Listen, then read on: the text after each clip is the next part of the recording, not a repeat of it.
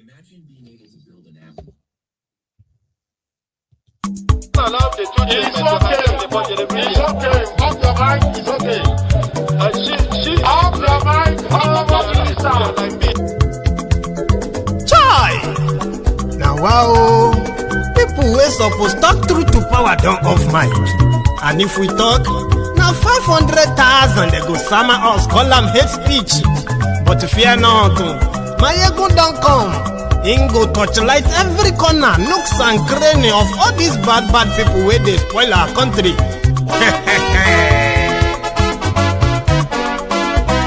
So my people make we laugh, oh yo yo.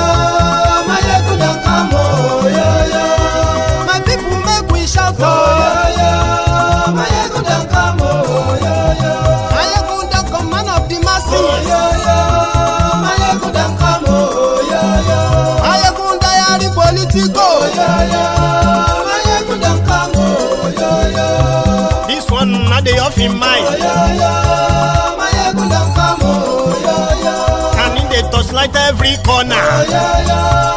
My ego don't come, oh yo yo. Okay, some people be they holla say they want the power. Chai, them be promise us say we go get light and power.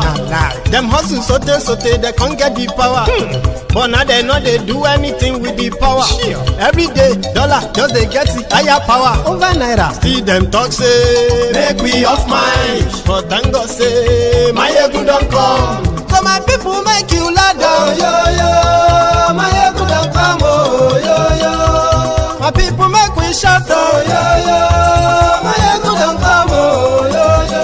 My ego don't come, man of the masses, oh yo yo. My ego don't come, oh yo yo. My ego diary politico, oh yo yo.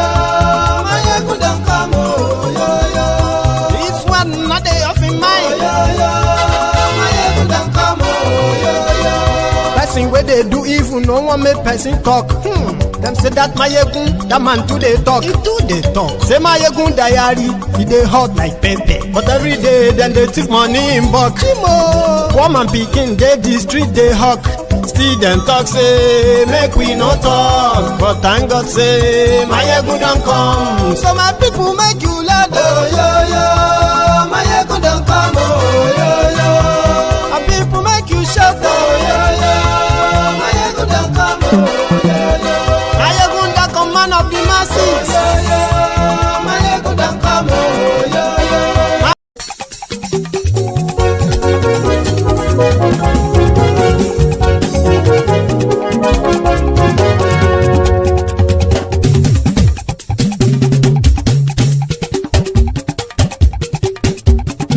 My ego la wa mo do do. My ego diary, my ego number one. Ayégun làwa mọ̀ làwọn tó jódodo. Ayégun diary na ibi nọ́mbà wọn. Ayégun ti dé o ọ̀rẹ́ ará ìlú. Ayégun diary na ibi nọ́mbà wọn. Lórí Facebook lórí YouTube. Ayégun diary na ibi nọ́mbà wọn. Gbogbo bó ṣe ń lọ ni Máyégún já wa sí. Ayégun diary na ibi nọ́mbà wọn. Àṣírí ọ̀jẹ̀lú kì í bò níbẹ̀ o. Máyégún diary na ibi nọ́mbà wọn. Bó bá ṣe eré àní Máyégún máa wí. Máyégún diary na ibi nọ́mbà wọn. Ó sì tún ṣe eré wàá gbọ́ níbẹ̀ o. Máyégún diary na ibi nọ́mbà wọn. Máyégún diary politico. Máyégún diary na ibi nọ́mbà wọn. Godfatherism kò sí lọ́rọ̀ Máyégún. Máyégún diary na ibi nọ́mbà wọn. Ẹ farabalẹ̀ sẹ́ o kẹgọ́rọ̀ lẹ́nu o. Máyégún diary na ibi nọ́mbà wọn. Àní Máyégún làwa mọ̀ tó dódòdó. Máyégún diary na ibi nọ́mbà wọn.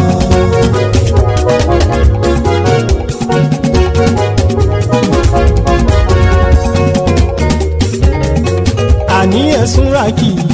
Máyégún ti dé. Máyégún ti dé. Ọ̀jẹ̀lú ẹ̀sùn rà kì í. Máyégún ti dé. Àní ẹ̀sùn rà kì í. Máyégún ti dé. Lórí Facebook. Máyégún ti dé. Àní ẹ̀sùn rà kì í. Máyégún ti dé. lórí YouTube. Máyégún ti dé. Àní ẹ̀sùn làjú. Máyégún ti dé. Wọ́n bàbá gbé wúrẹ́. Máyégún máa wí. Àní ẹ̀sùn làjú. Máyégún ti dé. Ijó ìgbádìyẹ. Máyégún máa wí. Àní ẹ̀sùn làjú. Máyégún ti dé. Bí pẹ̀sìdó bá rúfin o. Máyégún máa wí. Àní ẹ̀sùn làjú. Máyégún ti dé. Hello there, brethren. Welcome to the Temple of Truth. Tonight, good morning to you, good afternoon to you, and a very good evening to you, wherever you are joining us. So it is Máyégún live. No, I've come so used to that. So thank you so much for joining me. Right? After reading the caption of the broadcast, as usual, read the description of the broadcast as well. This time it's kind of like extensive. Take your time and read it. And then like the broadcast, share it. Invite your friends, invite your not so friendly friends. Tell them to join us. Tell them that Máyégún is live. The man on the clock. Remember the Pastor Paul Adefarasin, the man that caught the anger of so many younger people, especially the obedient, in the 2023 elections, when he said God told him that Saul will come before Paul, Paul will come before Saul, meaning Tinubu will come first. Deal with all of now, then your Paul, which will come and save you, will come later.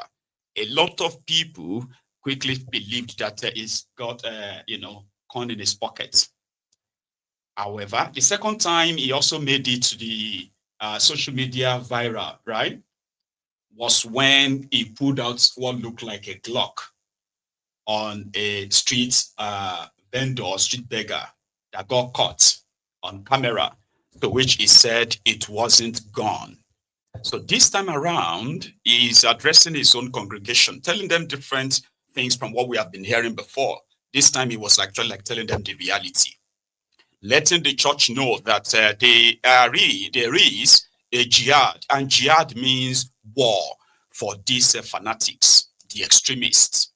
And there is no point in glossing over it. There's no point in trying to change the narrative when everybody knows that we are all in danger if we are being honest. So the man on the clock, right, on Sunday, delivered a speech, detailed, long, and that is where we're going to start from this evening, among many other things that I have brought to you this evening. So please, share the broadcast, subscribe to my channel, and to my friends on Facebook.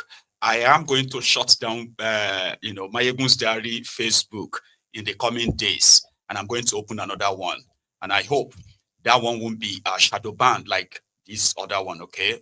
Which means the message can still get to the right audience. But for those of you watching on Facebook, remember, YouTube can still share if Facebook allows you to, okay?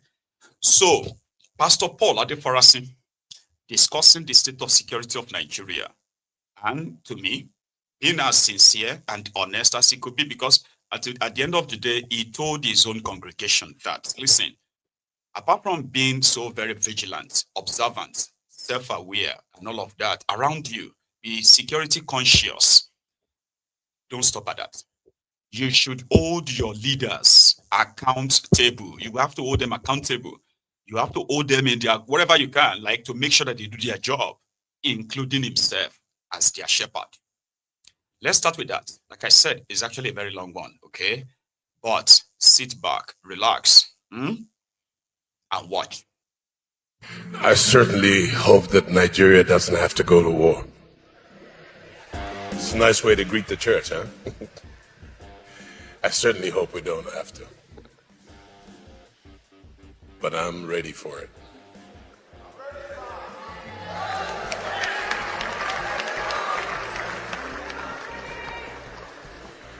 Can't discuss those things because there's still dialogue going on, and it's two civilizations globally fighting, Nigeria is just one of the fronts.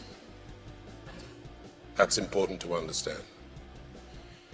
And I hope that the dialogue works to expunge terrorism from Nigeria perpetually.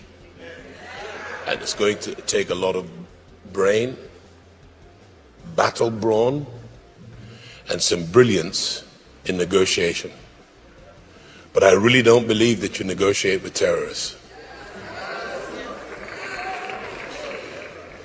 I think that you have to strategically be quiet whilst you prosecute your strategy.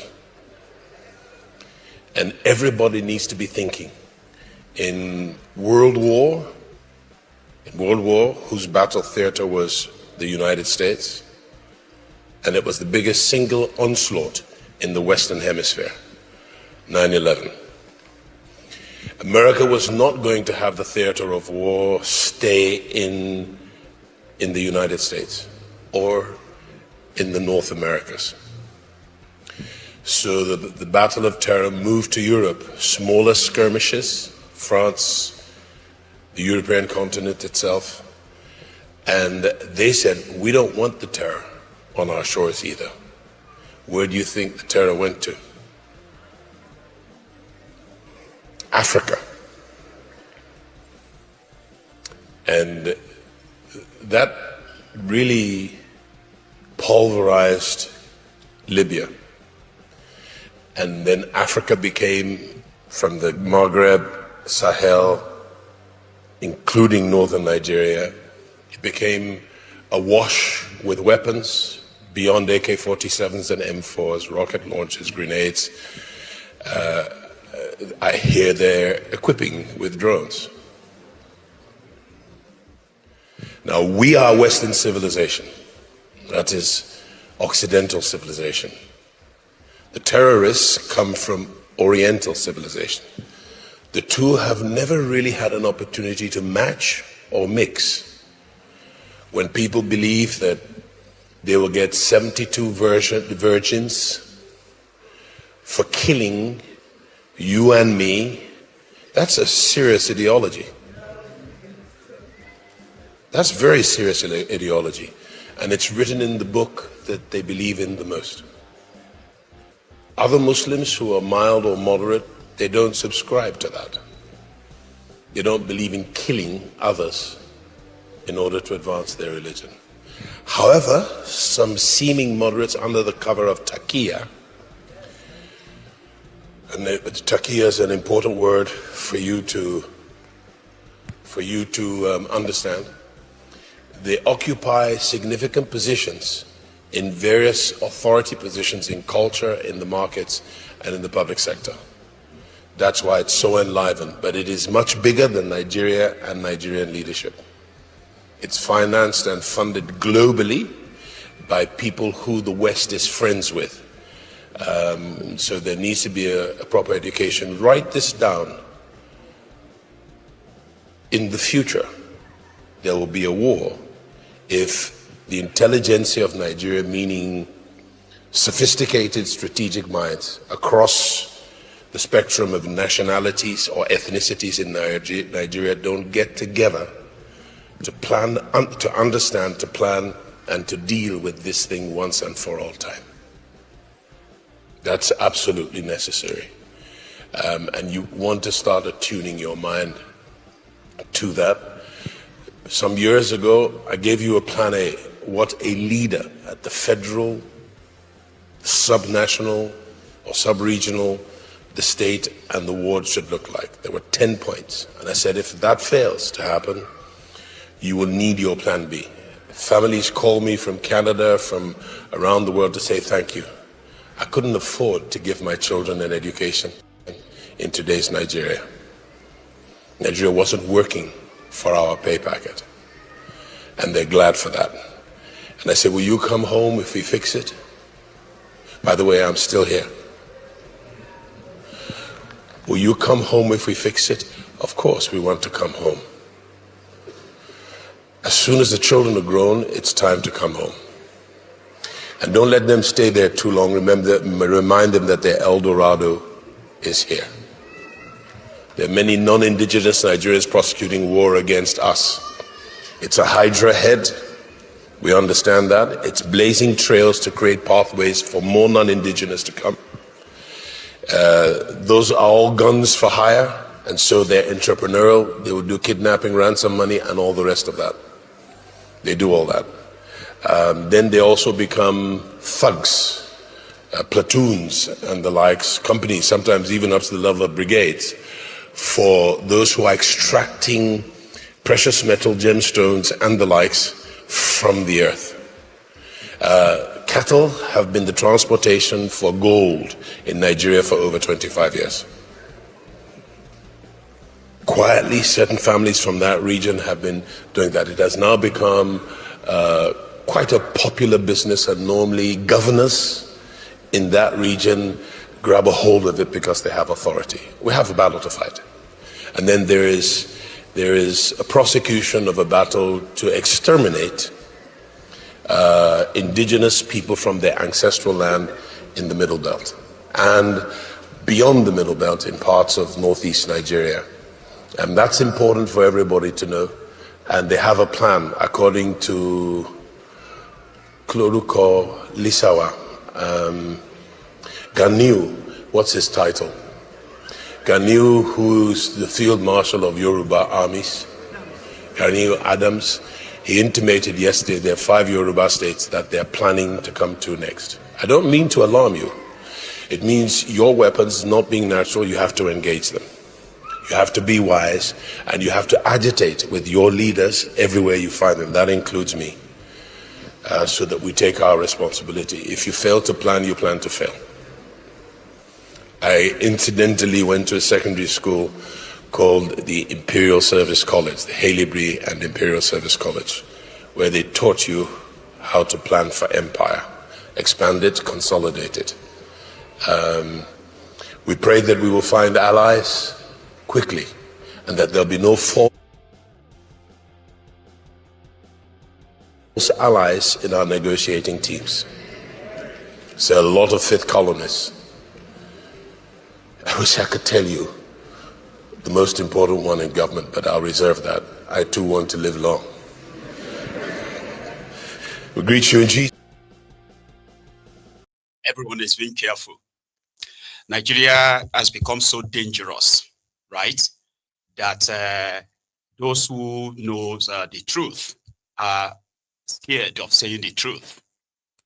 And then you have and then that gives room to the conspiracy theories, theorists, rather.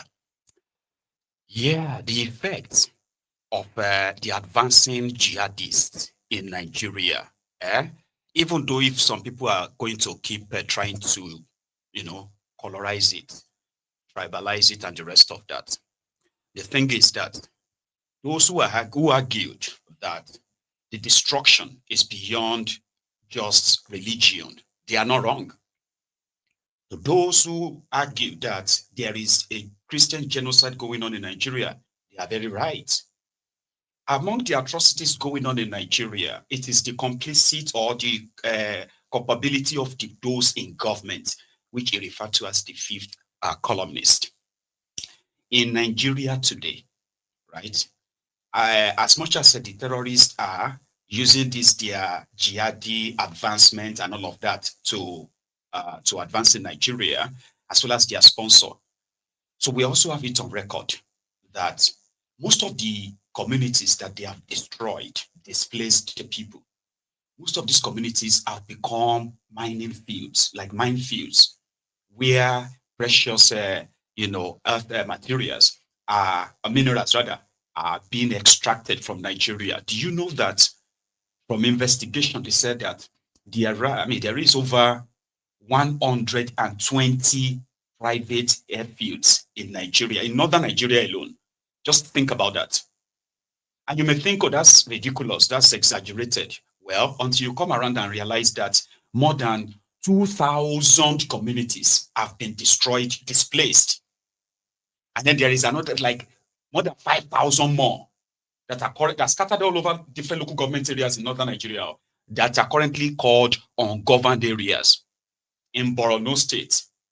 out of 27 local governments or so, right? Only about 3 local governments are free of these terrorists. The rest fully controlled by these terrorists, but they're not telling you. In Sokoto State, out of their own maybe 27, 28 local government areas or so, right?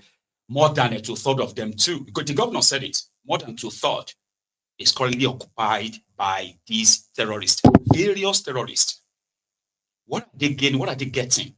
Killing people and chasing them away that like they have been doing. What else are they taking? What else is the drive, the motive? When people say, how are they funding their terrorism? It's established that the ransoms that they collect from Nigerians runs into, billions of dollars annually. When converted, we are talking about trillions of naira being paid by Nigerians and government of Nigeria as ransom to these terrorists. But that is not enough to probably fund it with what we have witnessed so far. So we believed, and the government of Nigeria knows. They also know the politics. You see, me, I'm not in the security, what have you, but I can give you two names that if they point gun to my head, I will still tell them these two names. They are from Zamfara, and they are the former governors of Zamfara. The first one is Yari. The second one is Matawale.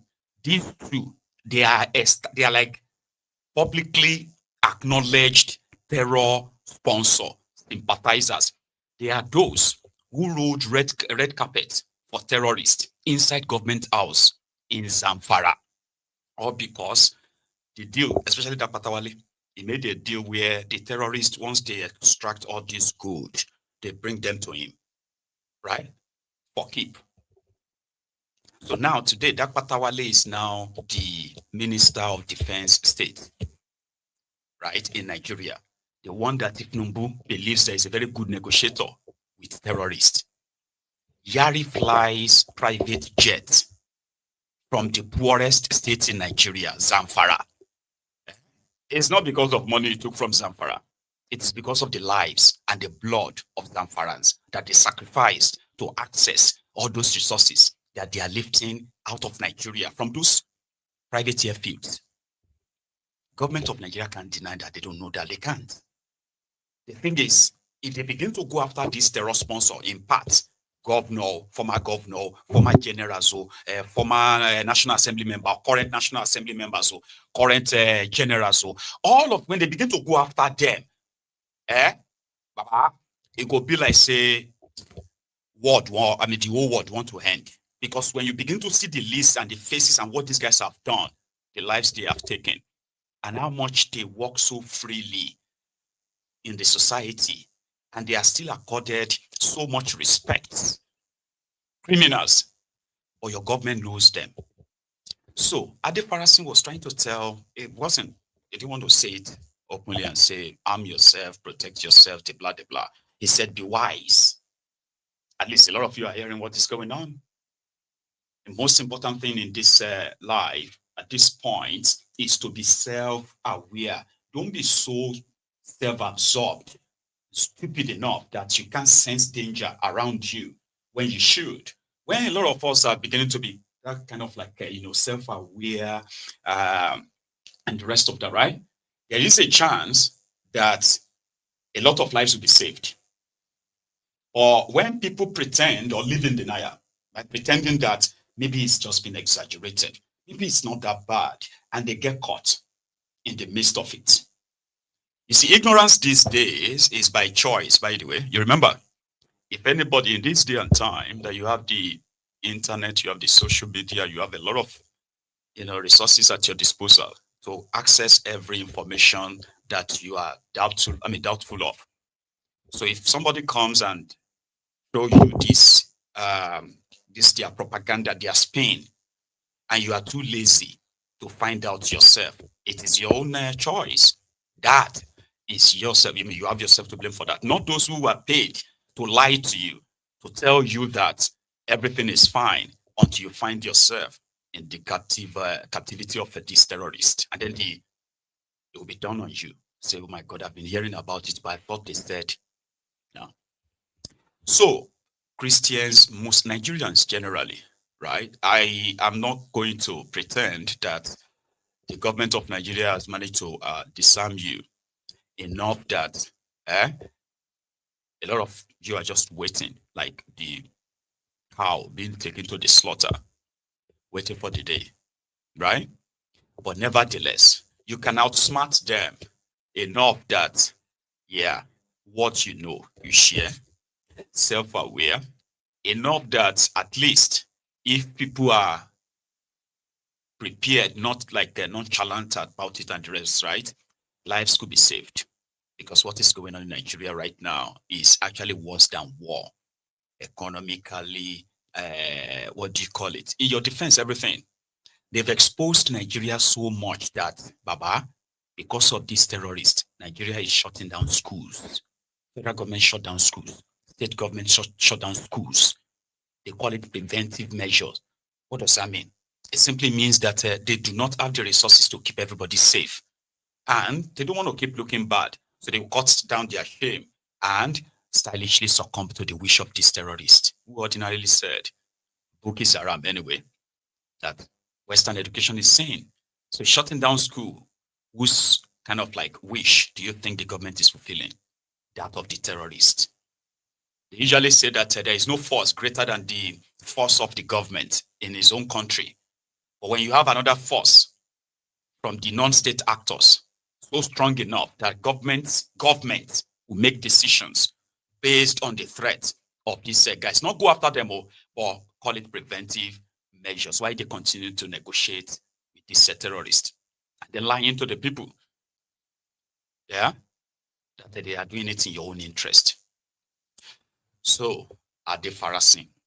But there is more, by the way. So we heard the news of, we've actually seen the video of the 38 people, including children, kidnapped in Eruku. Remember? At that CAC church in Eruku. But the questions people are asking is that, were they rescued or was ransom paid? Because if you rescued them, there would be a chance of a shootout. They said the DSS did it. I've read this somewhere. They said DSS was involved in their rescue. Okay, so what is rescue? Does that not mean that there are some people keeping them in captivity, right? Or did they just leave them there and the terrorists that went away? No. So one of the survivors, in fact, about 2 or 3 of the survivors spoke to the media, right? However, before we get to that, or should we go to that as well? Let's go to Eruku first. When they were brought back from those who took them and from their church, right? Who took them from their church and killed 3 of them. So the government wants us to believe that no ransom was paid to them and no terrorist was arrested or killed. One of the victims said, nobody can escape from that place. Then what happened? They quickly cut him off. Like, hey, no, that's all right. Don't say much. It's okay. But watch this and tell me what you observe.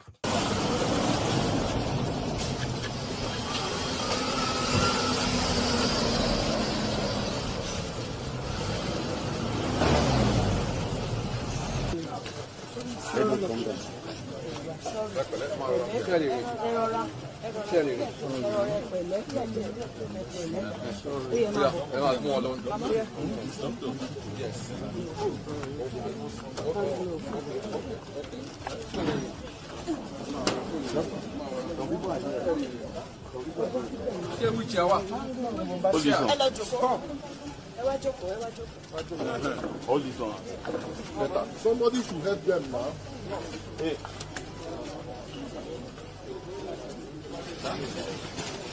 No, let them. After this. Hold on.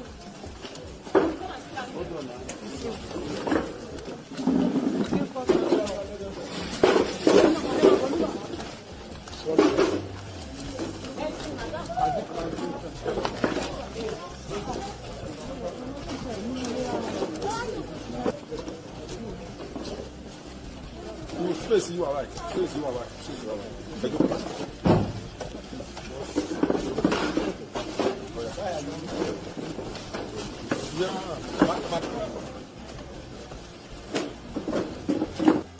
but you never heard about the religious dimension of it. And lately, you're hearing that, Catholic students are being kidnapped. It's because of the negative narrative or perception that, we have a Christian genocide. I now see the who have not been there before have brought the new development of the kidnappings and all the things you're seeing. So it has never been there before. Not the ungoverned forests in Kogi, Yaba East, Yaba West are now being occupied by bandits action, which we didn't see in the last decade. For Plateau State and Benue State, there have been decades of crisis from 2001 to date. So their own crises have been there from that from that time up to this moment. So it's not as if the crisis is just occurring or North Central is now on the front page. It's because of the new narrative that we have on the global stage, tagging Nigeria as having high level of Christian genocide coming from Benue State and Plateau State.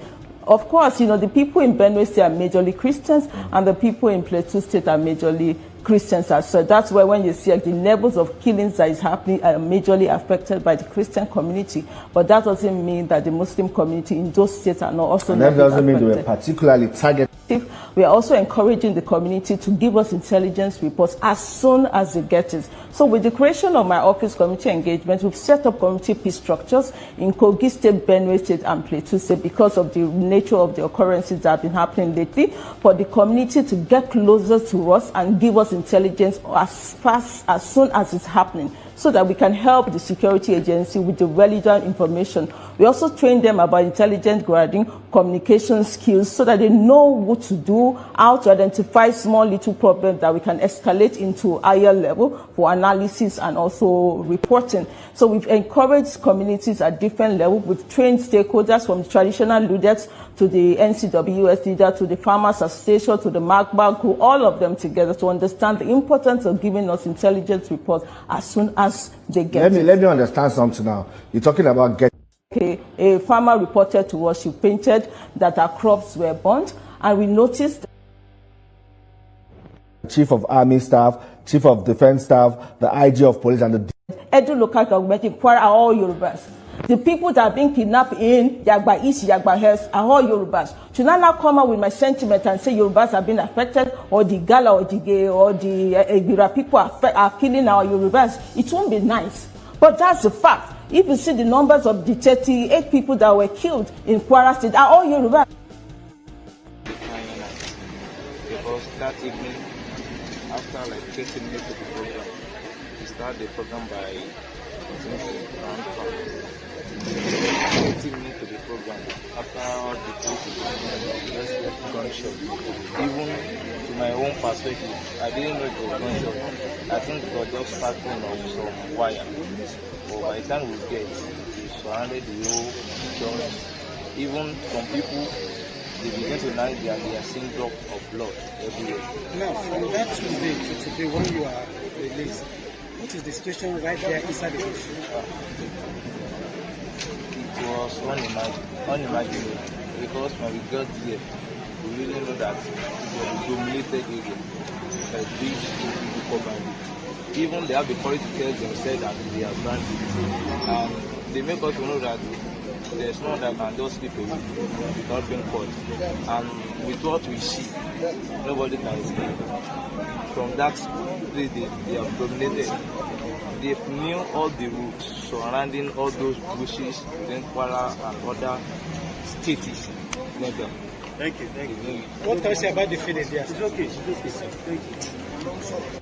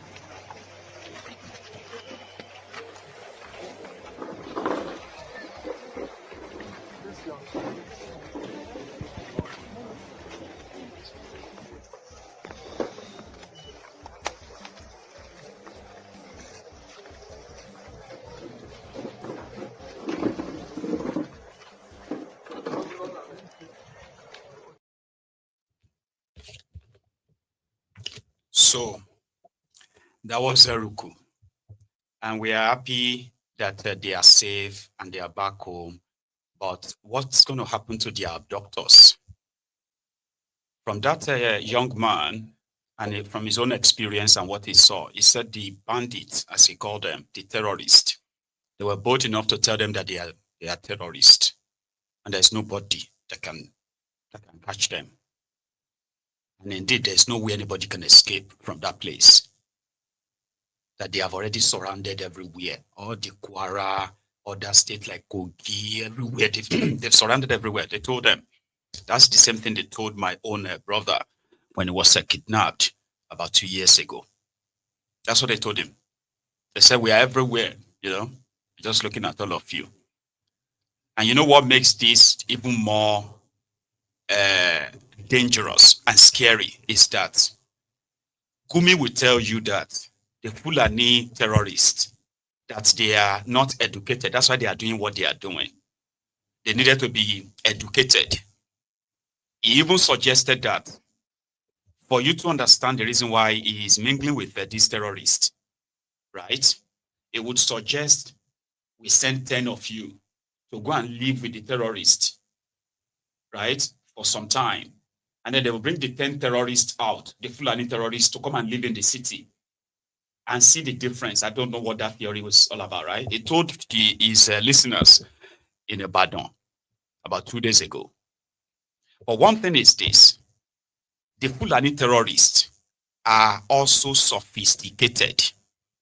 Listen to this. Oh. They are mostly on social media. They are very good in this, recording their videos, uploading them, even mixing them with music, sound. They are very good. They do that on TikTok. They are experts. Most of the things I can't even do. These Fulani terrorists are very good doing them. So they know how to track people.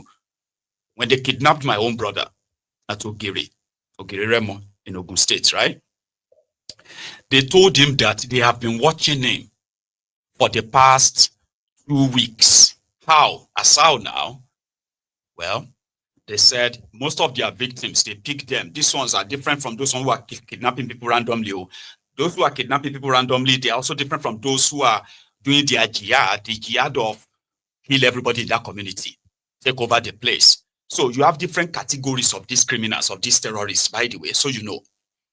They are tracking people. They watch you on social media. They look at you on social media, and the moment they have an idea that, oh, this is where you actually stay. You stay in Shagamu, or you stay in Ekene, or you stay in Odogbolu, or Ijebu, or anywhere like that. Here you get. They said, then they'll begin to try. They said they've been tracking him for over 2 weeks. That there was a time they wanted to come and take him inside, in front of his father's house. But they just felt like it was a busy place. And there were so many innocent people that they would kill. Really? Fulani? All of them Fulani? This is not like some kidnappers or disguising as Fulani. He said they are all Fulanis. In this sense, they have their camps all over that place. Right? They said they would have come into the town, they would have entered Odogbolu and, shoot and kill everybody and grab him. All because of what? 3.1 million naira. That's how much they collected as ransom. 3.1 million naira. Right? So, these characters that Gumi believes they are not educated, they are using technology. They are monitoring the news. They are even possibly watching me right now. And I have told them that, even though I don't hope to end up in their hands, but I don't know. Imagine I get kidnapped on Lagos-Ibadan Expressway or from Ogbomoso to Ilorin. I get kidnapped and the terrorists are playing my goose for me and say, you are calling us Fulani terrorists. Damboroba Shege Banza. Here you get, you will go live here now. Because it is possible. They are on social media. They monitor people. They comment. They go live. Social media. The same network that you are struggling with in that your city, in that your town. Terrorists have good network inside the forest, including Boko Haram. They have video editors, they have camera, they have drone operators, they have all this. But Gumi wants to make us believe that it's because they are not educated. He actually suggested it. I'll show you. He did. He said we should send 10 people to go and live with them, and we should bring 10 of them to come into town. Because this Ummah Wahid is a white Ummah. I'm very pleased with all the speakers. Even though I don't understand Yoruba, but I can understand from the vibration of the voices of the speakers that we are saying the same thing. On misrepresentation and misconstruing facts, I can now understand the Muslims in Southwest, what have been enduring and going through. Because I can say now in Nigeria, if you are a fan of the social media, whenever you hear Gumi, then I have a barrage of missiles coming at me. All because of mispresentation. My dear brothers, you are all ulama, and you are more likely to understand. We found ourselves in an eye of the storm of insecurity which we are discussing, and we found the reason. The basic reason is what all these erudite prophets have been saying. Lack of education, unemployment. These are the two evils. So when I understand that our herdsmen are suffering from this too, you can imagine now, if we select maybe 10 people here, keep them with the cows alone, there's no communication with the outside world, civilization. Come back in 1 year and see how these 10 representatives will be. They will be mowing like a cow. If you don't give man education, you'll get animal. So I said, the best way to curb insecurity is to go and see the source of the insecurity. In trying to go there and establish contact with them and open channels for them to get educated, then it became a problem. Why is Dr. Gumi? He knows where they are. When I go with the police. I don't go alone. I go with the government. It's not a one-man mission. I carry everybody along.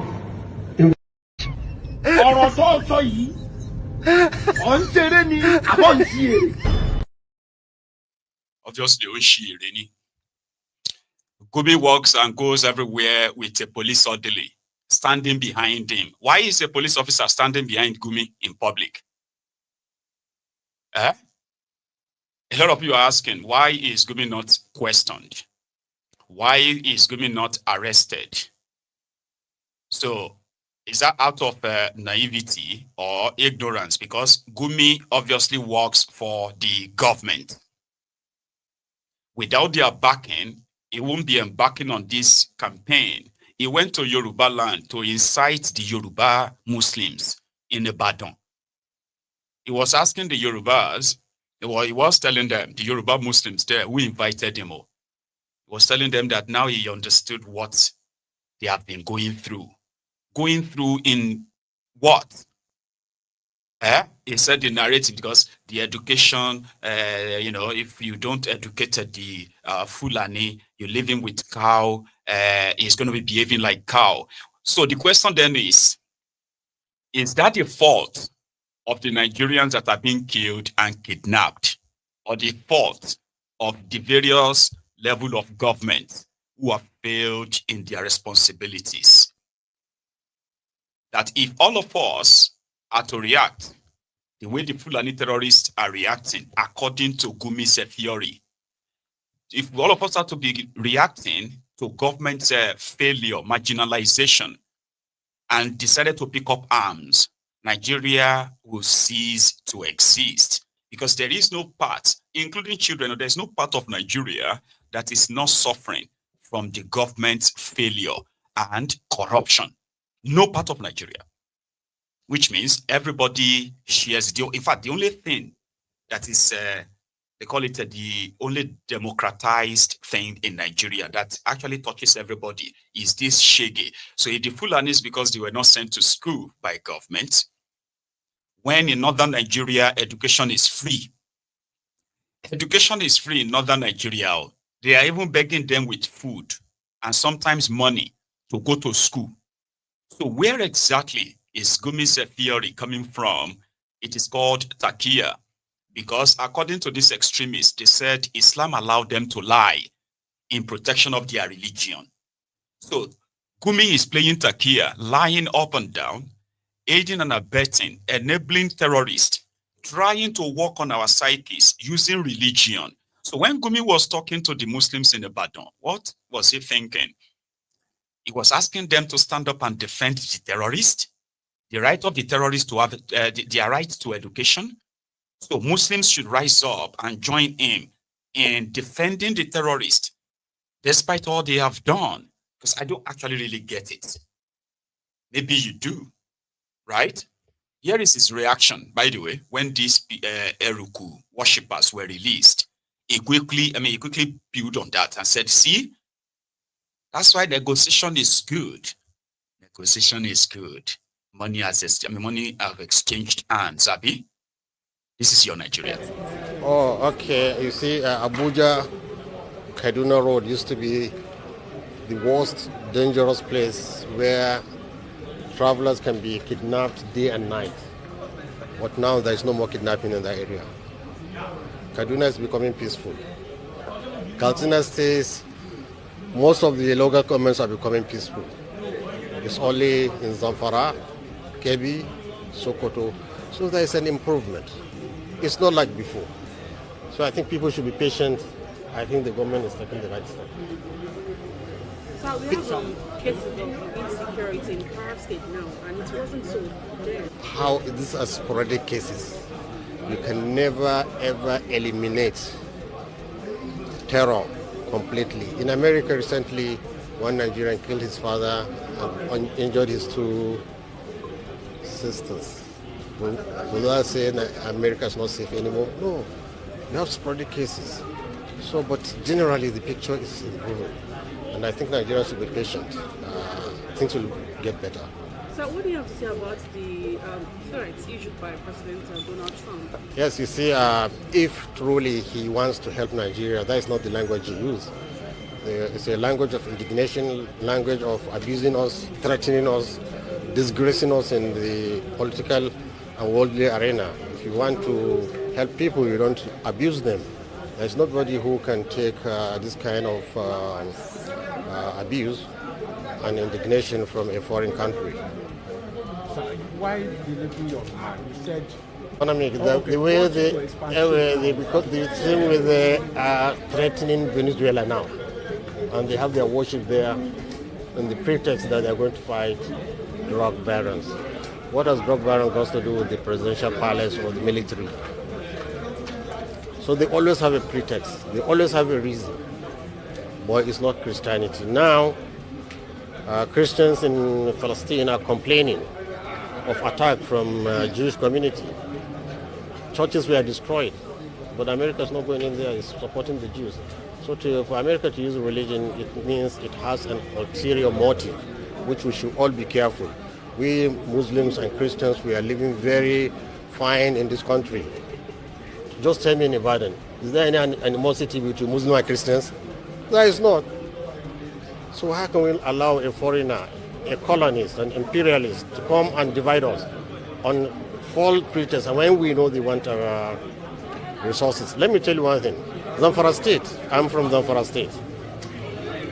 There is a lot of gold in Zamfara and other minerals. It's not only the southern state they are greedy about, even in the north.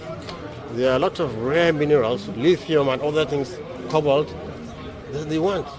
So when they come and divide us, we become so weak, we cannot protect our nation, and they take away. When you go, there's one in the past, one very religious Christian who went to London. He said when he went to London, he was shocked. They came here preaching about this and that and that. When he went there, he saw that they are just enjoying their lives. This is just exactly, if you go to America, they're just enjoying their lives. So we should not allow religion to be used. As well, I will not allow Islam to be used by any foreign nation or the Arab world to come here and divide us.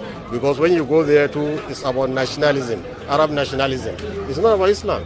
So we should not allow all these foreigners to come in and disturb us, whether Islamic or Christian. Nuisance, Lele. Did you see the old deflections?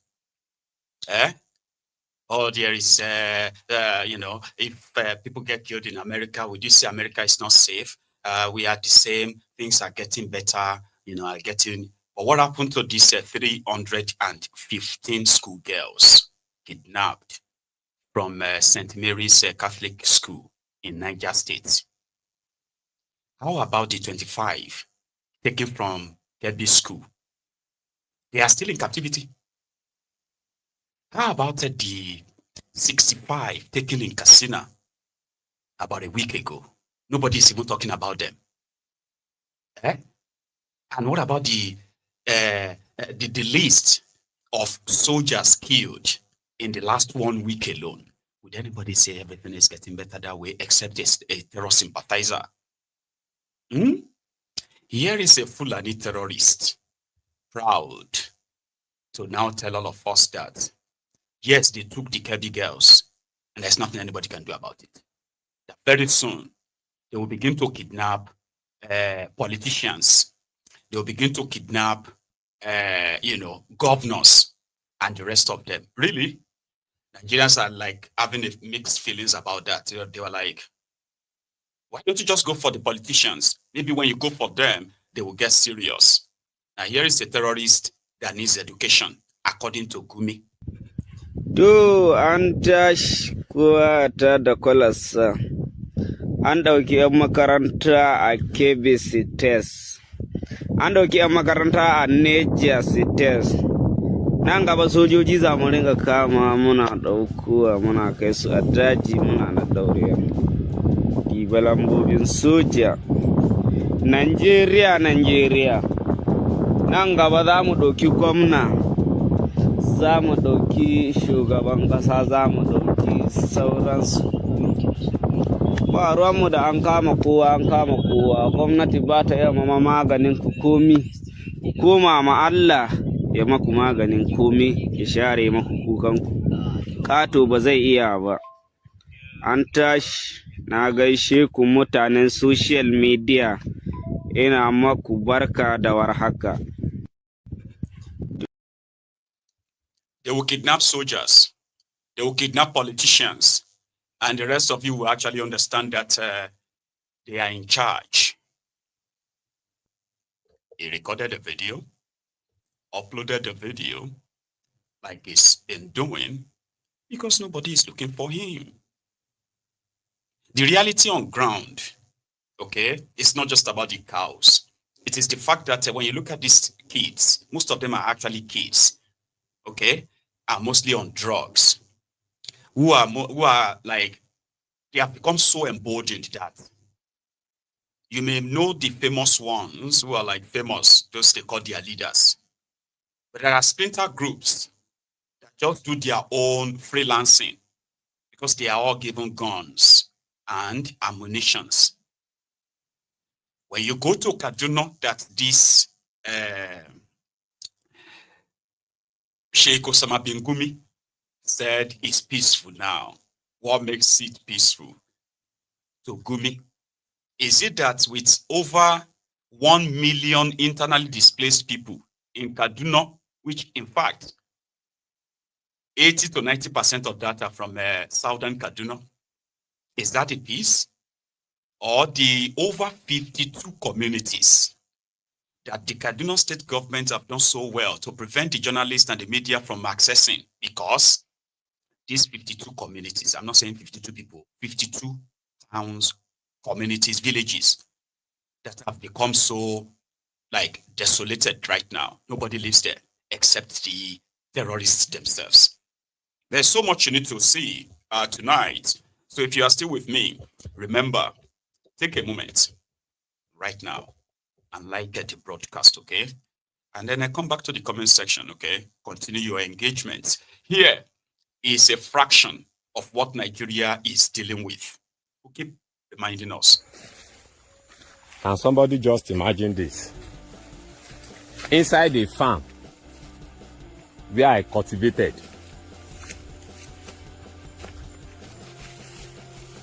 can you just see that these people are just being evil?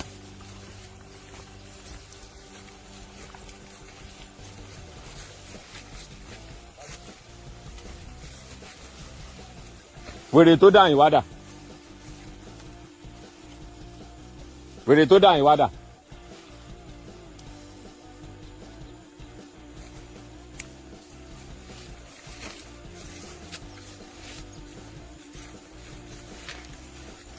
Oko tí mo fi owó dá ni o. Ẹ wò àwọn olórí burúkú yá. Dan miƙe, dan miƙe, dan ƙara miƙe, dan ƙara miƙe, dan ƙara miƙe. Da alamun tsayin ka bai kai ba da saura. Ɗiyi. Talakawan Najeriya da ɓarayin Najeriya da sojojin Najeriya. Don muna buƙatar kuɗaɗe a taimaka mana in ba haka za mu ƙara ta'addanci. Faɗin wannan kun dai san sulhu ake yi. PNDP. DSS. To ka cire hannun mana, ka ci a salfa. Kun ga shugaban ƙasa Bola Ahmed Tinubu namu mai ba mu shawara a yi sata. A ci gaba da cin kayan mutane. Gwamnatin tarayya Abuja su ce local government ɗin su Tinubu. Mun gaishe. Zaune suna ne.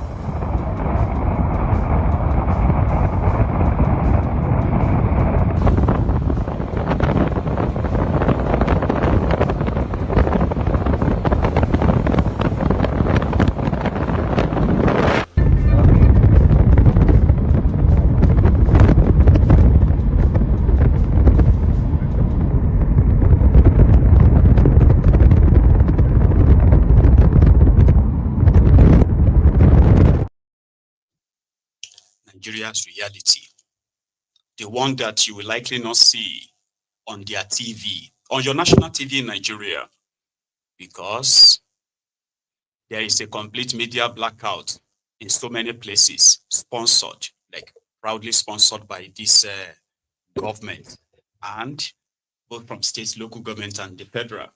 There are some certain things they don't want you to see. You've been hearing that the terrorists will kill people when they invade, right? They will set some of the houses ablaze. And then those who escape, they just leave. They never come back. Their entire life trajectory is altered that moment. That they will never really actually be the same again, right? Including children, though. They will never come back to these places. You'll be hearing about it. In southern Kaduna, there are places, communities, where the state government under El Rufaya succeeded in helping the Fulani terrorists to resettle on abandoned communities. And the state government appointed Seriki Fulani in Christian communities that have become abandoned because of this terrorism. Now, Nigeria, Baba, honestly speaking, honest man, it's not a real place, right? So, a war reporter, or should I say tragedy reporter or something, whatever he called himself, right? So, decided to breach the government approval by going to these communities to share a few details with us. And I'm going to share with you. Abandoned communities. Some of them have now been occupied by the Fulani terrorists. Others remained abandoned, except just around where you see cows and herds of animals moving around. The real indigenous people in these communities have vacated these areas, courtesy of the APC. Egbetokun, Kaduna government is said to have been paying ₦1 billion to this bandit, or they call them to this terrorist, in order to please reduce killings and reduce. Sure, you get. But this is Kaduna. My name is. The back. No, I got it. Okay. Action. My name is Luka Binyat. I am basically a conflict reporter, and I write for Truth Nigeria. Where I am right now, it's a village, once very prosperous village, that belonged to the Adara ethnic nationality, who are basically Christians. The name of this place is called Kujeni, and is in Kajuru County in Kaduna State. This place is part of the Middle Belt because they identify as the ethnic Christians of northern Nigeria, all in the Middle Belt. It is impossible to imagine the life that was here. These people have been living here peacefully for centuries. And around me, though you could see some ruins still standing, this used to be a very dense community, highly populated with schools, with churches, with playgrounds, and everything that will make a village community happy. But today, you won't believe that there were ever structures here. What the villagers do now, after they have been chased out severally, until they could no longer hold to defend themselves, they had to leave the village. The ones that you may be seeing around just come around to tend to the farm produce that they farmed during the rainy season. Luckily for them, the Fulani herdsmen, who have been their perpetual tormentors, have not eaten up these crops like we have seen in other places. This Kujeni is about 80 miles southwest of Kaduna metropolis. It is now an empty space. And it's not only this place. Coming here is quite a big security challenge. We had to pass through a lot of military checkpoints on the way, and we had to persuade them to leave us. But apart from that, there are many other communities. In fact, from what have been listed to us, there are over 52 of these communities, and they include Kujeni Dutse, Kwakwari, Kapuku, Ungwom Puda, Ungwom Madaki, Ungwom Barde. I've been to Ungwom Barde. It was the first place that the Fulanis launched attack in 2019 and killed 11 people. The place has been sacked now. There's also Gindingada, there's Itisi, there's even Ivanaturu, among many others. These are largely Christian communities that have been displaced. We heard that, of course, it's true, that the governor of Kaduna State, Ubasani, had granted these bandits, these Fulani herdsmen, the armed militia of the Fulani wing, what he calls state pardon and amnesty, and in fact integrated them into society by rehabilitating them, including complete Medicare for the repentant, so-called repentant bandits. But as villagers will tell us, there is nothing like repentance among them because they have not been able to return to their homes. Almost 2 years since Governor Obasani granted them that amnesty. So the villagers are very excited with the announcement by Trump that Nigeria is now a country of concern. So I have come here to make on-the-spot assessment if it is true what government have been claiming, that the amnesty granted the bandits has resulted to the return of displaced villagers. There is nothing like that. There is no welfare for them. There is still no sufficient security for them. In fact, as we go around, you'll be hearing it from the horses' mouth themselves. Let us move. Thank you. That man should be protected, though. Did you see that information you just said now? It's actually online already, you know? But that information is to put it to you what I have been telling you all this while. All it would take was just for a bold journalist to actually go on a tour in southern Kaduna, 52 communities. Think about that. Think about where you come from. I am from Odogbolu. Where are you from? I'm not asking you where you live right now. Where are you from? We all have places we call home that we always want to go back to. As a typical African, you say, yeah? So I'm from Odogbolu. If you have been to Odogbolu, Ayekpe, Ikenne, then to Shagam. Okay, don't go to Shagam. Shagam is a city. So then cross the motorway, go to Ilishon, Irolu, and those places like that. And just think for a moment that out of the 52 they listed here, and what you saw in the background, an empty open field, you know, with a grown, you know, weed and bushes, right? Imagine if your community, your town, your hometown in 10 years' time looks like that. Could you imagine that? I know you're going to say, God forbid. I mean, I don't want that to happen too. So I'm going to say, God forbid as well. But really? Where you have those in government enabling the terrorists, rehabilitating terrorists. If you rehabilitate terrorists because they have repented, does that not mean that the violence must have like abated or should abate, right? But rather than for the insecurity, for the killings to reduce, like this Kajuru local government area of southern Kaduna. Yeah? For those who have lost their lives, lost their homes, lost their lands, and lost their purpose, and those who have lost everything right now. So the news that, oh, the terrorists have signed a peace deal with their government, shouldn't that be enough for them to go back to their homes? So what happened to these terrorists when they go back killing? What happened to them? What would the state, what are the state governments doing, the state governors? They are doing everything to look good.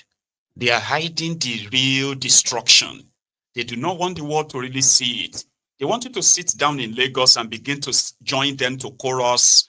They want to come and steal our resources. While these criminals, these criminal politicians are in business with these terrorists, they are sharing your allocations with these terrorists. They are also sharing the mineral resources that you have no taste of with these terrorists. So whose interest exactly are they protecting? Have you ever asked yourself? A teacher from St. Mary Catholic School in Niger State who witnessed the kidnapping of these school children, primary school children, no, they are not secondary school children, no, primary school children. That some of them are as young as 7 taken. Then the Tinubu's government came out and said that they have rescued 50 of them. Where are those 50? Show us. They said they are home with their parents. Where are their parents? Hang on. Where are the parents of the 315 children? What is the Niger State government doing to suppress them? Because I don't understand. 315 children taken from a school. And the state seems quiet. Or is it the media that is quiet? Well, listen to this teacher who actually witnessed the kidnapping. Good afternoon, madam. Good afternoon, madam. Please, may I know you? Yes, madam. Mrs. Matthias. Mrs. Mata Matthias. Yes, madam. Do you work here or you are just a passerby? As what? As a teacher. Okay. Which section do you teach? Secondary, primary, or no? Which class do you teach? Primary 1A. Primary 1A. So what really happened here? Father, it was around 1 a.m.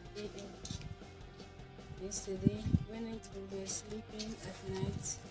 I now had children crying. Please help me, please help us, please, where are the teachers? Please come and help us. I now wanted to come out. My husband said, lie down, lie down. They are bandits, don't go out. I went back. So they continued shouting. I wanted to come out again. They said, please don't go. When they gather all the children, they now ask them, where are your parents? They say, we don't have parents here, they are at home. They say, okay, where are the teachers? They say, our teachers are there, see their rooms. So they started with Metro. They went to this room. When he came out, they now come to our room. They asked my husband to come out. When he came out, they asked him to lie down. They now tied his hand at the back. They now carry him and go with him. Later they came back, they said I should come out. I was about to come out. My child now started crying. I said, I want to go back and carry my child. They said, okay, I can go and carry him. So when I went to carry my child, my daughter now, so they now enter my room, enter our room, scattered everywhere, scattered everything, pack all the money. So my daughter now started shouting that she will follow us, she will follow daddy and mommy. She now came out, she started running, she came to me. So they now say, go back, go back. She said, I'm not going. They said, go back. They now put gun for her. Yeah, that if she did not stop crying or go back to the room, they will kill her. She said, I'm not going, I must follow mommy. One of them now said, can't leave this woman, let her go back and stay with the children. That's when they left us. So from what you have said now, you had one-on-one encounter with the bandit. Yes. Can you please help us? Did they come with car or with bikes or with what? Plenty bikes and car. I think it was 3 cars. Okay, 3 cars. Yes. But were you able to see the type of cars they came with? No, Father. Okay. Like the bikes, can you have an estimate of the number of bikes? Father, no. There are plenty. Okay. And you cannot have the estimate of the number of people that came in here, the number of the bandits? No, Father. There are many. Okay, so like how much of your money was taken away? Do you know how much was taken away? I don't know. Okay, is it your savings where you normally drop your savings or how? No. It's my own and my husband's own. Okay. Where you normally save your money? Yes, Father. Okay, because you are far away from the city where there is a bank available. No. Last month, they did not pay us. They pay us stable payments. Okay. Okay, thank you, madam. God bless you. We pray that God will help us. So the children are still with their captors. And I bet maybe negotiation is going on how to pay them to free the children. The fact that children have been caught up in this whole mess, and somehow those who are supposed to be the leaders of Nigeria, they call them the elder statesmen, have remained dumb, quiet. You know what I mean? Like children have been exposed to the most horrible violence ever. In Goza, yesterday, Goza is in Borno State. Goza is controlled by the Boko Haram. Just in case if you don't know.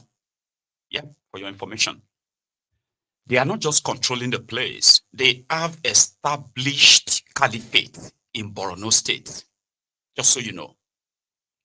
Now, for you to understand that established caliphate, to understand what it means, there is an effective Sharia in operation in Goza, the ungoverned areas of Borno State. So what happened?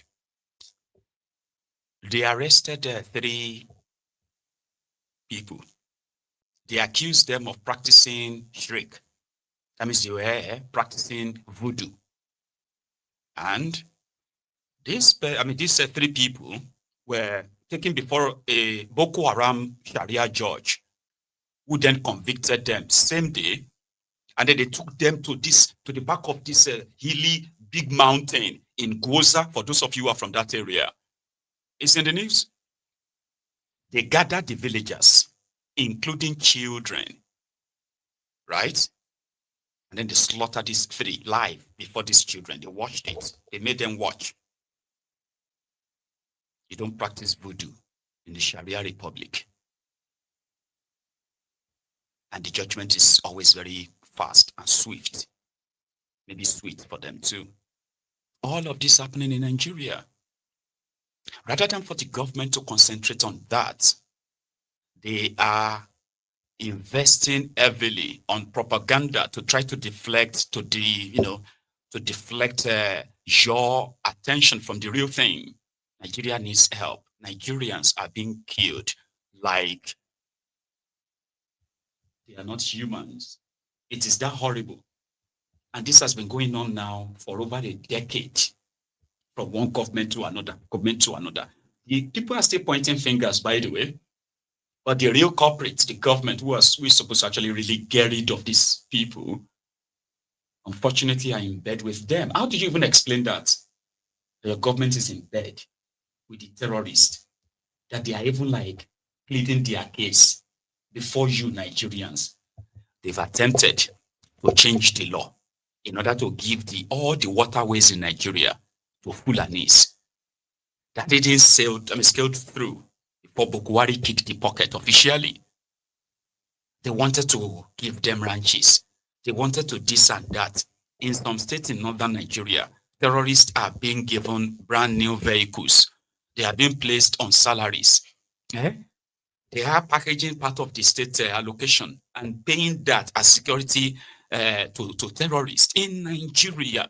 And nobody is saying, oh, Allah, come and help us. God, come and help us. The same criminal politicians. Doesn't make sense. So soon people will resort to self-help. Somebody said it, and I think it is already happening. In Kaduna State, it was reported that the Fulani terrorists, they kidnapped some people.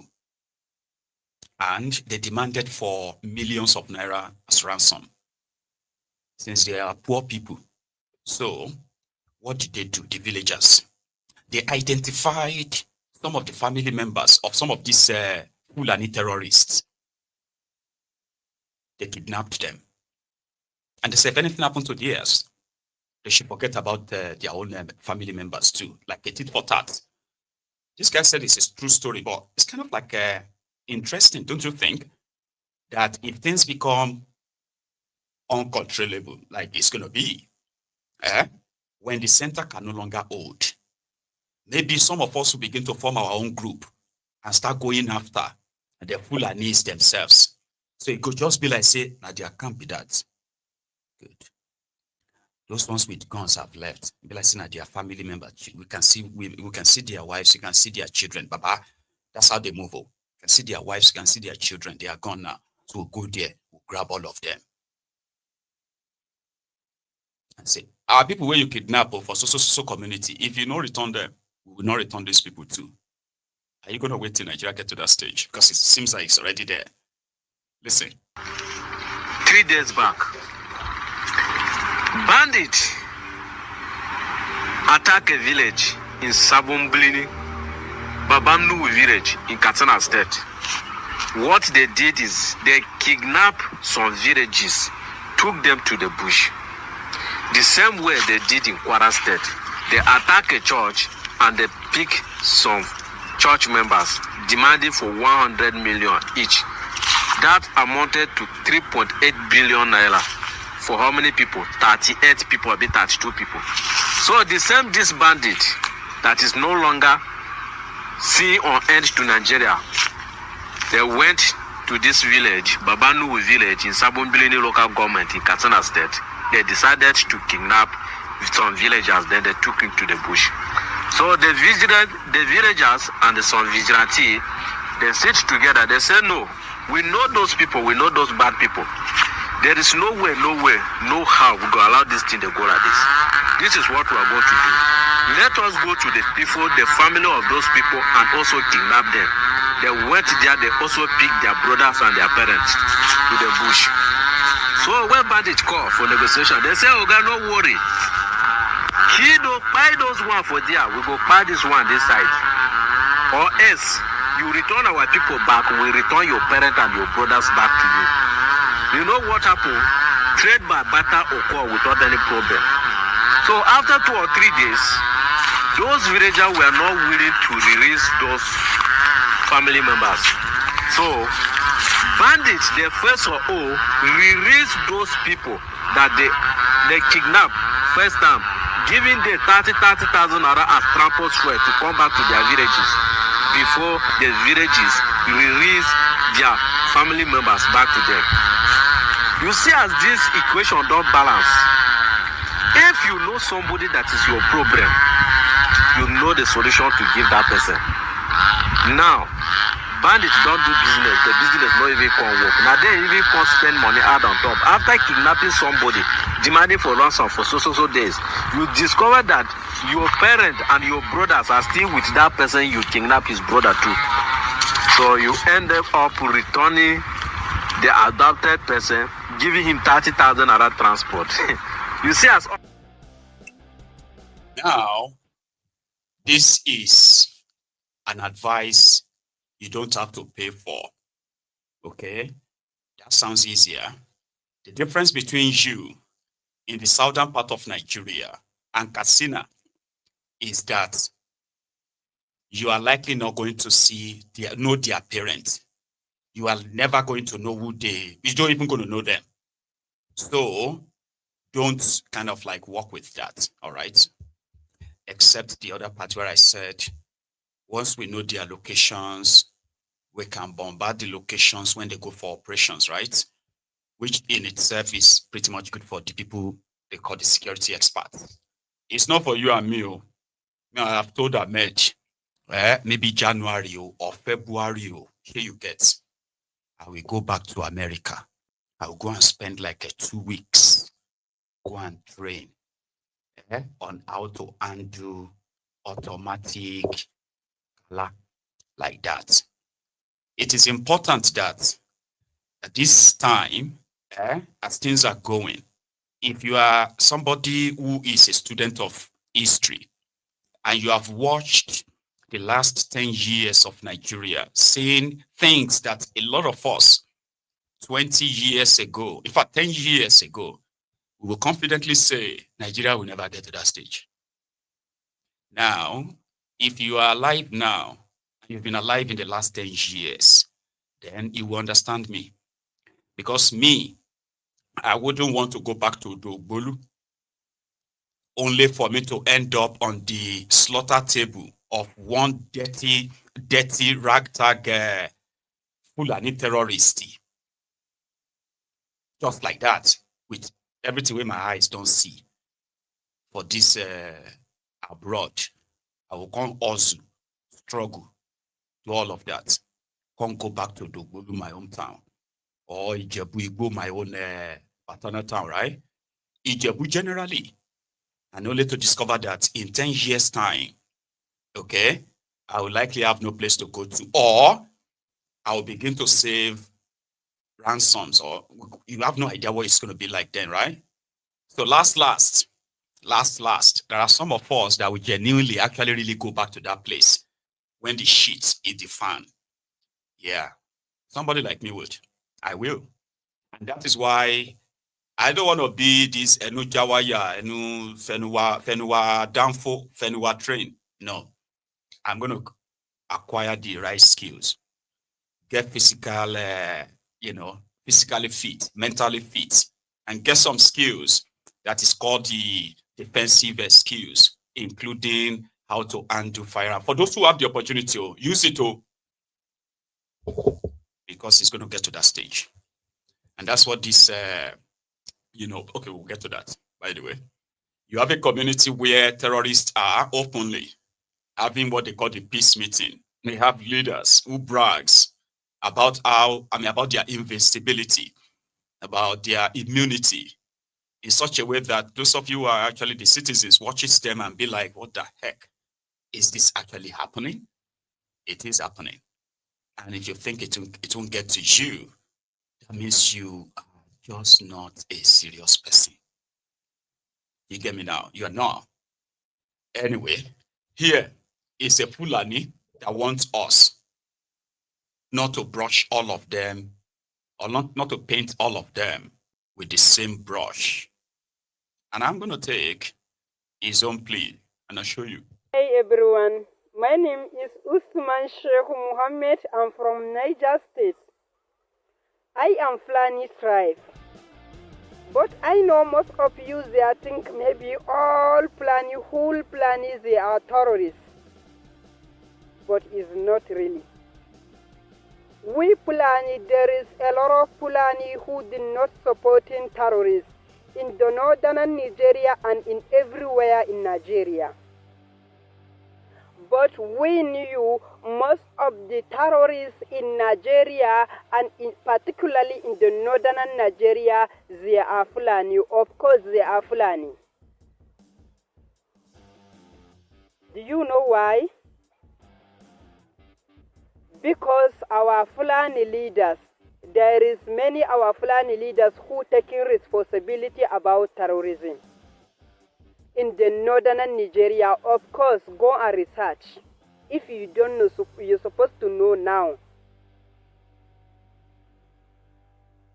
I swear to Almighty God. That's why always you are blame Fulani. Fulani herdsmen, they are not the one our problem in this country. Our Fulani leaders in the north, they are the one our problems in Nigeria. Because Fulani, all of the north leaders, northern Nigeria leaders, most of them, they are Fulanis. If you don't know, you know. There is no any house of government in the north, I swear to Almighty God. But there is a lot of governors, Fulanis. Some of them, they are not Fulani in the north, but there is not houses. That's why Fulani people are swear to go. Most of our problems is leaders. From our leaders is not from Fulani herdsmen who has cow. You know, Fulani, we know that Fulani, they don't attended any school. So how the Fulani people get big weapons like AK-47 and AK-49? We know cow wasn't born a gun. We knew that. So we're supposed to leave nonsense. We're supposed to blame our Fulani leaders who living in the north, particularly Fulani leaders in the north. They are the one our problems in Nigeria. And Islamic seculars. Even Islamic seculars, there is a lot of Islamic seculars who is Fulanis who came out from Fulani. So even some of them, as yet to go, they are supporting terrorism in the north, like Sheikh Gumi. Sheikh Gumi, she is Fulani. He is Fulani. He is among Islamic seculars in the north. But I don't think this seculars, he doesn't supporting terrorists. As way to go, I think he is supporting terrorists in the north. Thank you guys. Please share this video. I want this video to go viral. Everyone to see this video on social media. My God bless you, bro. Thank you so much. You're welcome. I mean, he managed to deliver a message that some of us can at least relate with. Let me tell you something. They have 19 states in northern Nigeria, which also includes the Middle Belt, the real biggest part of Nigeria. Just so you know, the Middle Belt of Nigeria is the biggest part of Nigeria. But unfortunately, they've politically matched them to make them believe that the bigger, the better, to have the best share from Nigeria, okay, the Sharia North. However, this vast land that they are now using as a Sharia land, the Fulani land, or I'm sorry if you're an Hausa, because you will never want to call it a Fulani land, because they have no land. Or over the years, they've succeeded that out of the 19 states in northern Nigeria, 10 of them is currently being governed by Fulani governors. In fact, let me see the list. Yeah, 10. The remaining 9 are evenly kind of like a spread among other tribes in northern Nigeria. Then when you now take proper look at these 10 states being governed by Fulani governors, the question you're going to ask yourself is this: how much difficult it's going to be for these governors to use their own power, language, in speaking to these terrorists, and they will hear them? You see, the contrast is that the guy is right. The opportunity of having Fulanis in charge of states in Nigeria has not really benefited them.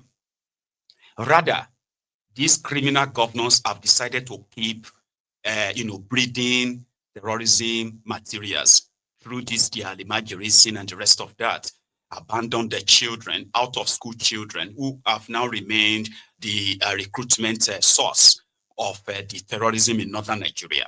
So he's right. Now, what are those states governed by Fulanis in northern Nigeria? And then you will probably can assess them yourself and tell me, why is it so then difficult to talk to them in the language they would understand as Fulanis? Bauchi, where you have Bala Muhammad. Bala Muhammad is a Fulani. You have Gombe, where you have Muhammadu Inuwa Yaya. Inuwa Yaya is a Fulani. In Jigawa, you have Umar Namadi. Umar Namadi is a Fulani. You have in Kaduna Ubasani. Ubasani that is giving free health care to the Fulani terrorist, repentant terrorist, is also a Fulani. So you have the grip now, right? Then you have Abba Kabir Yusuf. That is the one in Kano. He is a Fulani. In Katsina, you have a Diko Rada.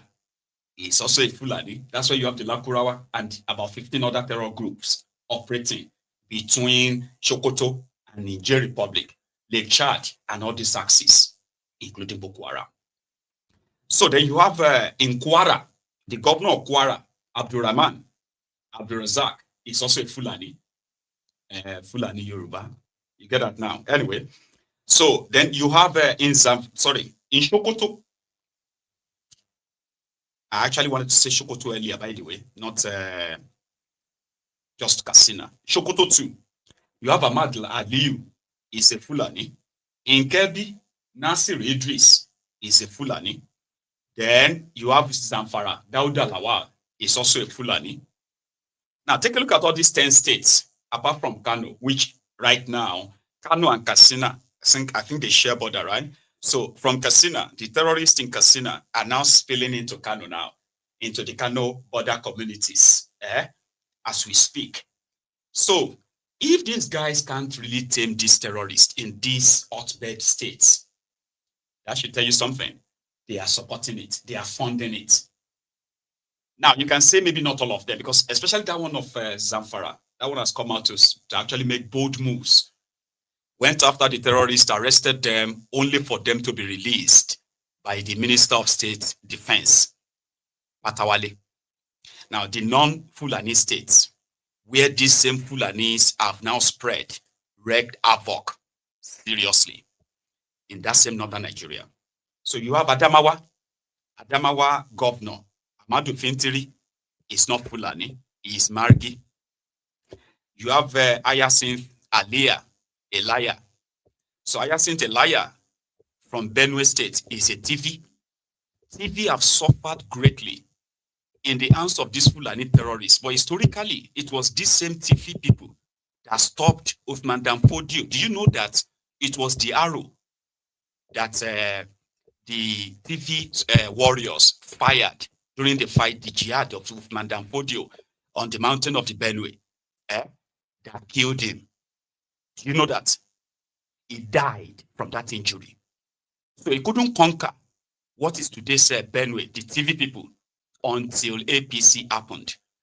Disarmed these people, arrested them, arrested their leaders, and then opened the floodgates of these murderers. Their governor today, earlier, who denied Christian genocide in the state, is a TV, and it's partially because of power on the side of the terrorist, as it's been confirmed, right? Now, another person is the governor of Borno, Zulum. Zulum is not Fulani, as some of you probably have been speculating or believed. No, he is not. Zulum is Kanuri, like Hitiman. Hitiman is a Kanuri, is not Fulani.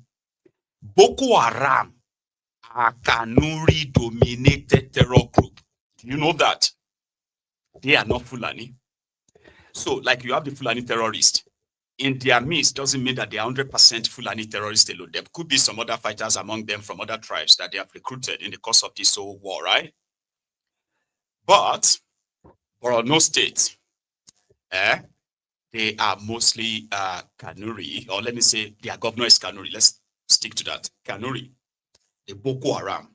In Kogi State, their governor, Ahmed Olodo, the Olodo of Kogi, is Igala. He's not Fulani. Then when you go to Nasarawa, their own governor, Abdullahi Sule, is Hausa. Yeah, that's where you have one Hausa, Nasarawa. Then you have Niger. Their governor in Niger State, the Muhammad Bago, is Nupe. Is not Fulani. Even though, because of power, is tilted to the side of the Fulani terrorists by preaching what he called non-kinetic approach to murderers. That's Niger State. Then you have Plateau State, Caleb Mutfang. That one is Berom. They fought side by side when they were fighting. They fought side by side with the Tifis on the war that killed Madame Podio, by the way. But later, they've had their own differences on record, right? So their governor is Berom in Plateau State. Taraba governor, Abina Kefas, is Jukun. They also fought with Fodio from history. Then in Yobe, my Melabone, that one is Kanuri, like the one in Borno. Kanuri, 2 Kanuris. So, pretty much all of them. There is one tribe, threatening everybody, displacing everybody. The armed Islamic Fulani jihadists, plus their Boko Haram brother. Here is a message from Pope, still very much on the kidnapped school children, not just in Nigeria, including the vilification of people because of their religion in other parts of the world. From his homily, is that what you call it? When the Pope reads a message out, from the altar like that, you call it homily or something, I don't know. Pardon me. But this was what he said about Nigeria and they kidnapped their children. I've learned with great sadness the news of the kidnappings of priests, faithful, and students in Nigeria and Cameroon. I experienced their deep pain, and for all these young people who've been kidnapped, and for their families who are so worried. I make a heartfelt appeal so that they may be released immediately, and that the authorities can take the right decisions, appropriate decisions, to assure their release. We pray for these, our brothers and sisters, and so that everywhere churches and schools may always be places of safety and of hope. If children cannot be safe in schools, what exactly is the government doing then? Schools have to be a safe place for children, not a place where violence will be unleashed on them. Thank you very much, Jare Godia Yusufu. Thanks for that correction. Any other correction, I'm going to put it on the screen, okay? So they said that Mufang is not a Berom. It's a Muagavu, another tribe from that Middle Belt, by the way. Thank you for that. So, people were asking, you rescued children, you said. You rescued kidnapped people, you said.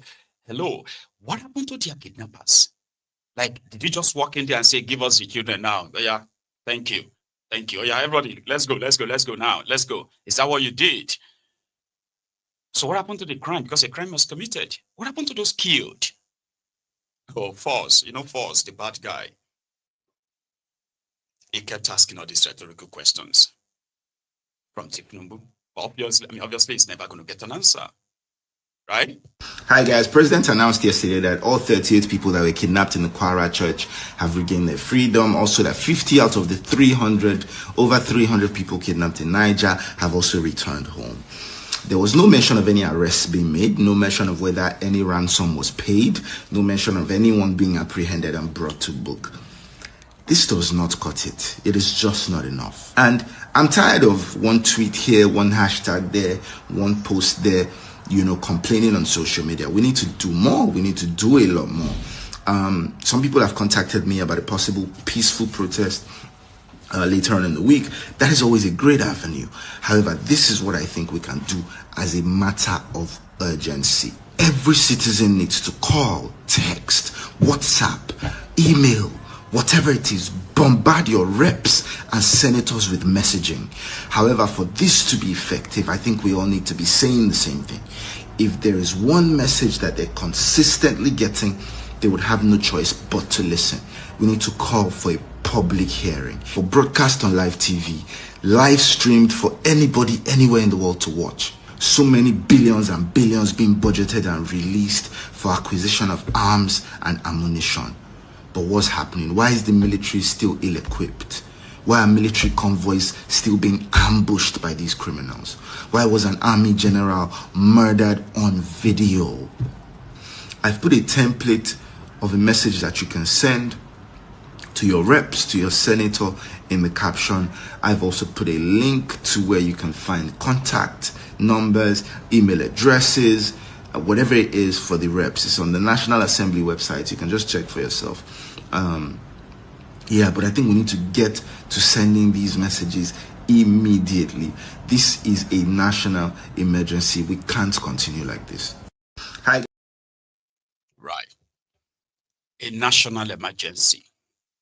However, just so you know, truly, there's some more, there's some groundwork going on right now that could actually surprise Tinubu and this regime, which will give them even more to deal with. You can call it a protest, you can call it a prelude to a revolution or something like that, but something is cooking. Sorry, I just want you to be aware of it. Okay? So for Tinubu and his gang, doing everything to convince not just themselves, but whoever care to listen that they are on top of the situation. And in their usual photo op security meeting, right? So yesterday they had a meeting with Koolu in his asshole rock, where he's currently holed in. You get? To go and brief him by telling him that they've rescued 50 girls. I have not heard from Reba Dump in a while, by the way. So yesterday, the chief of army staff, Waidi, Shuaib, the new guy, who has been going about with his own photo op, right? To show that, we are the new guy in town, the blah, the blah. But within a week of, or 2 weeks of their own appointments, Nigeria have lost nearly 1,200 people to kidnappers alone. So, however, they still give themselves some pat on the back by saying they are doing well. So I'm going to show you they are in and out of their what they call the security briefing with a call. I want you to observe the desk, observe the room, and tell me, with the situation you are in that country right now, does this look like a serious security meeting? You tell me, because... Well, we're all aware of what is happening around our country, and Mr. President, in his ways, has decided to summon all the security heads to the villa this Sunday evening to discuss these matters, because it is of utmost importance to Mr. President. Therefore, discussions have held, and I would want to introduce first the Chief of Air Staff here, and the Chief of Army Staff, the Inspector General of Police, and the Honorable Minister of Solid Minerals. We just came out of a meeting with Mr. President, and the Chief of Army Staff will brief you on some of the decisions taken at this meeting. Thank you, Honorable Minister. Chief, sir, we just heard from the Minister. What's up? Can you tell us about the motivation, the encouragement you've got from Mr. President? Yeah, thank you very much. If you recall what the happenings in our country currently, and the fact that Mr. President actually cancelled his trip to the AU and the G2 summit in South Africa, to focus on the issues back at home. And we're just coming out from the situation room currently, whereby the president actually chaired that meeting and to also brief him on some of the things that have been happening since these unfortunate incidents have happened in the country. Presently, we are receiving very good positive news from Kwara State, where the entire 38 people that were abducted have been reunited with their families. And progress is also made from Niger State, whereby we have 51 of those students that have now reunited with their families. For Kebbi State, efforts are also yielding positive results. Progress is being made substantially in that aspect. And all security forces are still deployed there, cordon of the whole general area, whereby we expect that we'll have some also news from that general area. During the directive meeting with Mr. President, he also made mention of the fact that made certain pronouncements and give certain directives which actually concerns the police, and I believe that the IG will also make that public. Right, thank you, Chief, sir. IG, you just heard from the Chief. What is new coming from the Nigerian police to really give momentum to this fight against insecurity? Yeah. Okay. This emergency meeting of the service chief with the Inspector General of Police with Mr. President is to review recent incidents of abduction of school children in Kebbi and in Niger, an attack on vulnerable communities. Mr. President took briefings from all of us, and he's satisfied with our efforts so far. He's particularly happy with the recent development in Kwara, where all the 38 abducted victims from a church have all been rescued and reunited with their families. Mr. President went further to give orders to us, orders which include the immediate action to free the police from VIP protection and provide more men for the ongoing fight against. What do you mean? What do you mean about the VIP protection? Yeah, what I mean is that Mr. President gave direct order that immediately policemen providing VIP protection should be made available to join the forces, combating the... You see, the policemen providing VIP protection presently are to be withdrawn, and they are to complement the ongoing efforts against criminalities. Thank you. Thank you so much, sir. You want to add something? You want to add something to it? You said it all. Okay. What hope do you think Nigerians... Very soon, Nigerians would also hear very positive developments and news on this front. So, all in all, there is cause for Nigerians to be upbeat that the commander... Well, we're all aware of what is... I'm move past you. You know I'm rich me guy. I swear to God that talk. I'm move past you. I'm move past you, Gege. I'm move past you. Ask anybody. See, you go argue this thing, but I swear to God I'm move past you. You don't see where they move before. Me Gege. I'm move past you. I'm move past you. You know I'm rich me guy. I swear to God that talk. I'm move past you. I'm move past you, Gege. I'm move past you. See all the mumus. Those are the people addressing the over 200 million people. Oh, we got the positive news from, there's nothing like, and the corporates have also been arrested. Some of them who tried to open fire on our team, they have also been executed. So, but we have about 10 or 20 of them in custody right now. Nothing like that. Just good news. You should be upbeat. We got them back. And also about 51 children from 315 children. 315.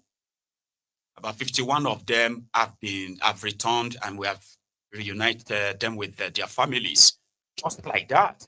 So what happened to the remaining 264, 65? They are human beings, so 1, 2, 3, 4. Do you know what it's going to take you to count from 1 to 265? Try it. So that you can know that it's not even something you can just wish away, even if it's just one.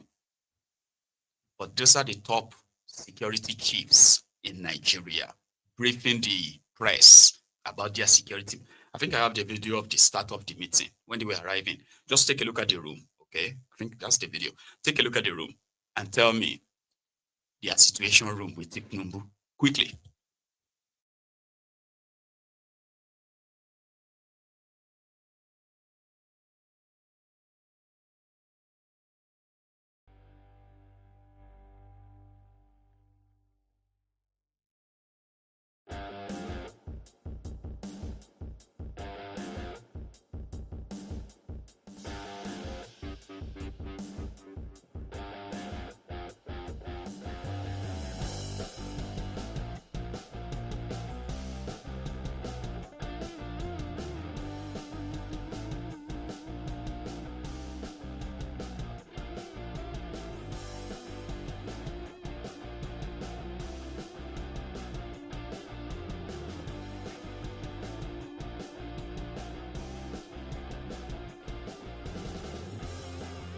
What is new coming from? Did you see situation room where they are discussing the terrorists who have taken over the entire 36 states of Nigeria, including the FCT? See the room. So, sir, yeah. Wait, everybody sit. Everybody sat. Koolu, say, sir, you sit down there, and we want you to pretend that you are so into that conversation, okay? Say you, sir, DSS, you are going to use your hand, okay? You're going to say, there is no audio. Seriously, there was no audio. So because they're having security meeting, national security meeting. Chai. Okay. So then it was like having political meeting, just gist. Nothing substantial, nothing of substance, so to say. Because it's just the same thing, the same script. Just go back and tell them. Tell them we are trying our best. Tell them that everything will be fine soon. The blah, the blah. And that is why a lady who made a video said, Koolu, a kingmaker. Shouldn't have become a king. Now you've disgraced yourself. If you want to do it more, go for second term. Watch this. Oh, sorry, I'm just coming back from church, and President Tinubu, how far? How far? As much as we say citizens should not talk, as much as we say we know what you are doing, at this junction, it is clear that, Baba, you don't confuse. Forget it. At this junction, Baba, Ajayi 2027 no sure for you. You said no. You self know in the heart of your heart, in the mind of your mind. Baba, but wait, come to even think of it. Do other presidents not steal? Do other countries not steal? But are their citizens suffering? Are their citizens not living fine? But come to even think of it, you these politicians, I'm so sorry to say, no get sense. Bam, Egbabe. Because how come you will steal and steal and steal and steal? Okay. After the stealing, where are you taking the money to? That is how dumb you people are. You will steal the economy money, finish. You will steal the money they are supposed to use to improve our life. Bam! You will not carry the money. You will not go and be improving another person's country. Because tell me why you will steal. Let people say you are even stealing and giving it back to us. And even your citizens are not dying. See. We for overlook the nonsense you they do. Oh, le mak pawalo jojumo kadake is not possible. Oh, le mak pawalo jojumo kadake now. A part in the Constitution says we can act on self-defense. Yes, because Boshen law, you are trying to tell every Nigerian to defend themselves, that you cannot help us. That is the meaning of what you are trying to do, Baba. But Baba, remember that you are a kingmaker, and we warned you. We want you not to become a king, because kingmakers don't become king. But you surely you want to become king. We said it, if you become king, you will be disgraced. We said it, we cried, we clamored, we talked. We said don't be king, because I go talk am, I no really sabi this Yoruba, but now you they make kings. Afobaje unjoba. That is the purpose why God created you. You have already found the purpose why God created you. Afobaje. Make people kings. And you now tell me why they will not give you your honor. Why God will not respect you. Why your heavens will open. God has found your own niche for you. But Ojukokoro Gbayin. Esha president. Now you have become the president. Whose name is being spoiled up and down. You think say if you die tomorrow, that name Tinubu, or more. You think that name Tinubu will open door again? You think so? You think say if you die this man with the way you dey rule this country? If you think say that name Tinubu go open door, Babeo, if you die, just know say you don't spoil that name. Even if you don't even die, you don't already spoil that name. And you didn't even spoil the name in Nigeria. You spoiled that name worldwide. You spoiled it worldwide. You spoiled it worldwide. Because come to even think of it, go. Fulani go they kill us. I want to gbija, youth wey for gbija, you go they arrest them. Oh yeah, now one terrorist don't come outside talk for TikTok, say they dare you people to come and carry them. Say they know where the girls are. Say they say you President Tinubu no go do anything, and you they confirm am. You they confirm am. But if na DSS as I dey talk now, I know say you feel say make DSS come fish me for my house, but the Boko Harams you know if you go fish them for their house. Una go they do DSS, go they flex muscle for citizens, but una no fit flex muscle for Boko Harams, for bandits. Come, let it make sense now. Let it make sense now. During Jonathan era, Baba Imoran saying dada, I no get amnesia. I remember every move you did. I remember every move. You were the one that spoiled Jonathan's era. You did everything possible to spoil that man's tenure, thinking you can do better than him. Oh yeah, now you don't sit that seat. Oh yeah, you are now worse than that man. You don't sit the seat now. Even you, he show me die. Say, your mind, you know if you sleep for night. He show me die. You our Witon, you they change organs, you they change everybody. Baba, if you like change God self, that 2027 you no sure for you again because oh then power be on me. Kilo de. Oh then power be on me, then kama sorrow. Make them kill your own child, how you go feel? Ever since in my 30-something years on earth, I have never benefited from this government. Nano send me go school. Benegon, talo. Bene gives water. Water. You would never see any Benenois digging well, digging the floor. They give them water. Water as small as water. But in Nigeria, what are we benefiting from, you government? Nothing. You make life miserable for us. By the time you will finish from that play, moleti 40 gone. If you chori kokokwe official second term, moleti 40. Having nothing to show for in my account, and you say make we know the vex. You say make we know the para. You did there with nothing to show for account. But now only you know accounts they grow fat. Citizens they die with the hunger, with they go backward. I know say in a making sense country, if you become graduate, your life don't solve. But in my country, as I become graduate, kakakaye me softy, only sini. Kakakaye me softy, only see. They say go school, we go school. They say learn work, we learn work. Now they don't they tell us say make we learn skill, we don't they learn the skill again. Kilo today, she have power ni. But learn. Where is the job? Where is the job? But for you to make the country easy for the city. I can never forget. I hear say Tinubu become president. The morning time we wake up, it's been problem upon problem. Kakakoro on lazy since day one you got there. That you need to tell yourself the truth, Baba Tinubu.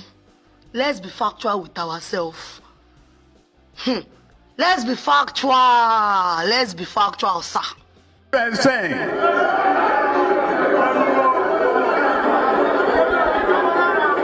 Kò ní ìdí ká kọrin Ògúndé Yorùbá má sọ̀rọ̀ ẹ̀wẹ̀ ní bọ́ọ̀lù fàyàráyé ó gbá wọn sísàlẹ̀ ó gbá wọn sódò. Ọ̀rọ̀ orin kọ́, ọ̀rọ̀ ẹ̀tọ́ ni.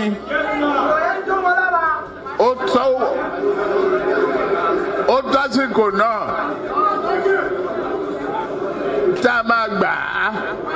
Ọmọ tó mówó wálé ni bàbá àti ìyá ẹ̀ máa yan rìn. Agbára yìí kò ń ṣe fún Òkè Ọya nìkan. Tí ò bá sí àwa èmi tí ń dúró wájú yìí tí ń lérí ogun. Tí ní òkè Buhari nìṣó ká máa bá lọ.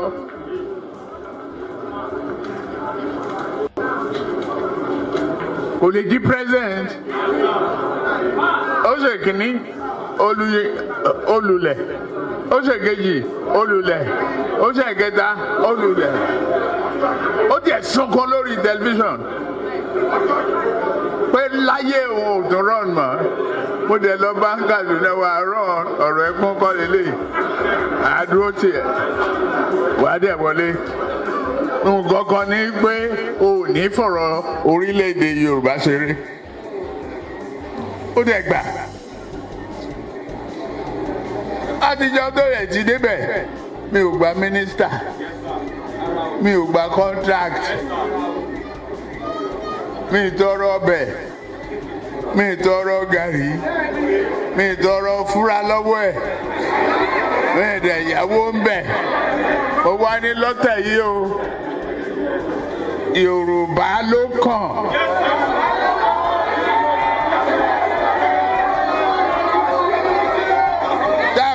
Sa Yorùbá náà èmi ló kàn.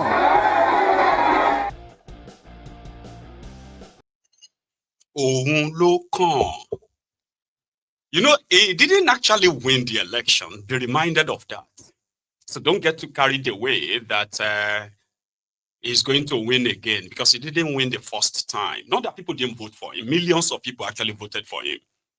But they were not enough to make Tinubu president of Nigeria. But the rest, they say, is history today. Now, he's been your president for over 2 years, nearly 2.5 years. And like that lady said, it's been one problem after the other. While they are promising them it's going to get better. Go school, they went to school. Become graduate, they are graduates. Oh, go and learn skill. They went back to go and learn skills. Now they are telling them to go and learn defense skills to defend themselves. So what exactly would you say you're getting from them? If you are not benefiting directly through the appointment and other freebies, the crumbs that they share, and some of you, the Ronukus actually shares, right? So if people are allowed to decide who leads them, there is actually no chance that APC, Egbetokun, will survive. But in a chaotic contraption like we have right now, where more and more people have been impoverished so badly that their sense of judgment must have been altered by hunger. So it's difficult for people to actually really make rational decisions under this kind of circumstances, right? But yeah, in the midst of all of that, right, there is those who I would like to point out to, those who claim that they are working for peace, okay? Look at this preacher. You may not understand what he's saying. I'm going to tell you after this. He's a known preacher on social media and even off social media.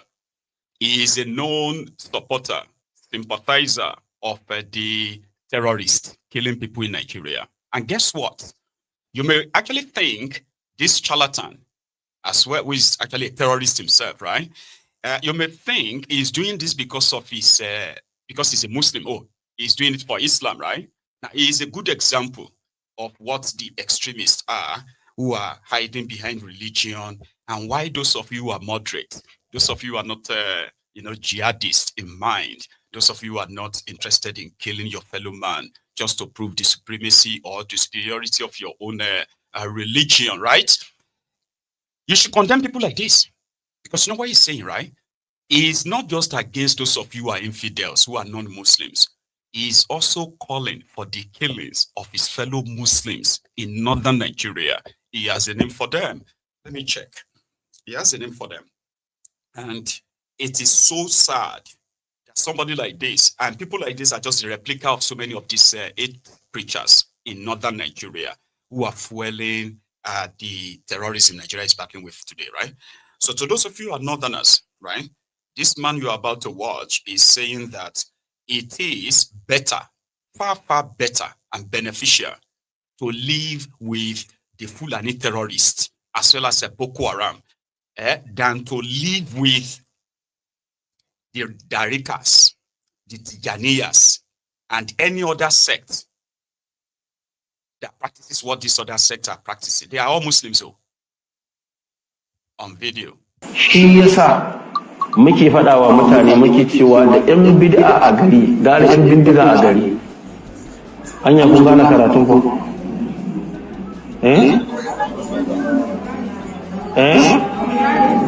Ba ki gane ba? 'Yan bindiga masu kashe mutane kidnappers to da malaman bid'a a gari gara 'yan bindiga a gari. Hanya yanzu kin gane ba? Shi yasa it is better to live with kidnappers than to live with the people he called Yambida. I've been a Yambida. He considered them as worse than those they called the infidels. They are fellow Muslims. So when they tell you that Muslims are also being killed in northern Nigeria, it is not a lie. But who are the Muslims being killed? And who are those killing them? So when they try to convince you that Donald Trump coming to Nigeria, Donald Trump sending American troops to Nigeria to come and combat this extreme Islamist is an indirect attack on the Muslims, or calling it a Christian genocide is an indirect way saying that the Muslims are killing Christians. Those who are pushing the narrative, those who are pushing that into your head, go and check them very well. They are those who are in closet support of the terrorists. But they can only convince you because you share the same religion. But they won't hesitate to kill you in the course of their cleansing. When they kill the infidels, and you think, oh, now you have an Islamic Republic of Nigeria, then that is when you are going to realize that where there is no Christians to kill anymore, or non-believers to kill anymore, that is when it will become your own turn, because it's already happening. So when Gumi and the likes are trying to make you believe that an attack on these terrorists or a threat to come and get rid of them is a threat against Nigeria, is a threat against Islam, they are recruiting you to join their sympathizers. And in your own mind, you will do anything to defend Islam. But these ones will kill you once they have their way, by the way, just so you know. And that's why you have to condemn them. Do not see any of this as a direct attack on your religion, because those who want you to believe that are not actually in the same book, in the same kind of like a page. So going forward, the women in southern Kaduna, despite all they have been through in the last decade, they seemed to remain kind of like strong-willed, right? Enough in their own, what they call the space. They are called the Ekwa women. For those of you who attended Ekwa in the middle belt part of Nigeria, this is going to resonate with you, I believe.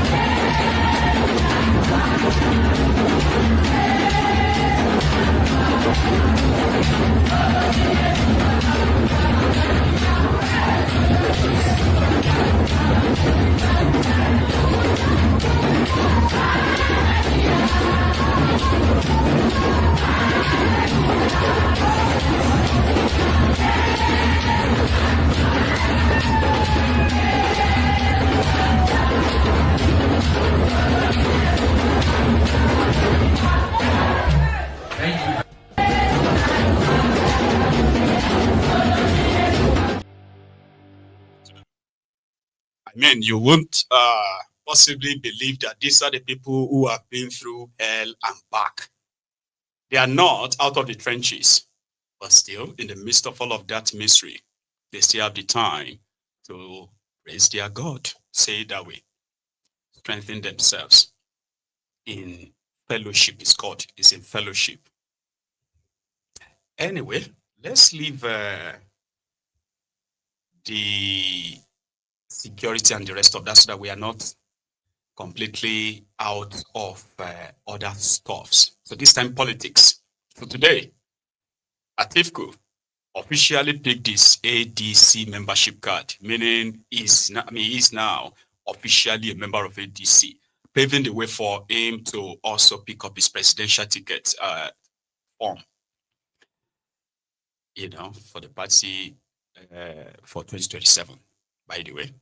However, when he finished signing up at his Jada constituency, Jada ward in Adamawa, he declared that at this point, APC must go. That's so kind of like common, right? People have been saying that since 2019. So Atiku has rebuffed that today, and that is captured on camera. You want to see?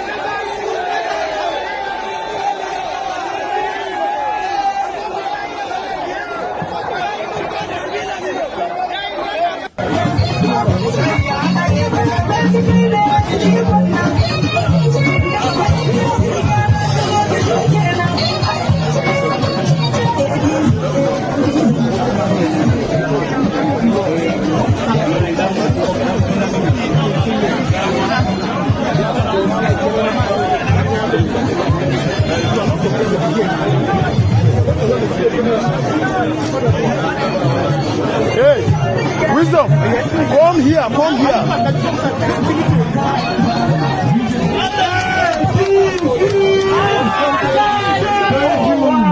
Thank you so much. Jamia Abani, Excellency Ashatwa, Senator Ishiaku Abdoba Balade, akwai distinguished Senator Baraka hali yanzu, akwai Modibo Tuko a hali yanzu gaba daya suna nan, my leader, National Youth Leader of Great Party Balarabe, shi ma yana cikin wannan tsari. Thank you sir. Zonal Youth Leader Assistant Excellency Ashatwa zai miƙa masa nufi a hali yanzu. Thank you so much. Thank you. Ali yanzu ya karbi kati sai ya daga jama'a ku ta ba mai kowa ya zauna. Bari in gaya muku daga yau na fara faɗa kenan da jam'iyyar APC azzalumar jam'iyya. lafiya muka kore ta. Ba mu taɓa yin jam'iyya wanda ta cuci 'yan Najeriya, ta azabar da 'yan Najeriya, ta talautar da 'yan Najeriya, ta kawo rashin zaman lafiya a Najeriya kamar jam'iyyar APC ba. Don haka da goyon bayan ku za mu ba ku cikakken shugabanci wanda zai kawo canji a wannan ƙasar. Musamman matasa da mata, ku faɗakar da jama'a su fita su yi zaɓe, bayan an yi zaɓe kuma a kare, a tsare, a tabbatar da ba canja ba. Duk wani wanda ya ce zai canja mana sakamakon zaɓenmu, to sai dai mu san inda za mu kai.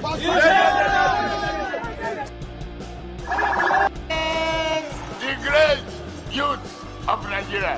Great. Great. Great. Great. Great. Great. Great. Great. Great. Greatest.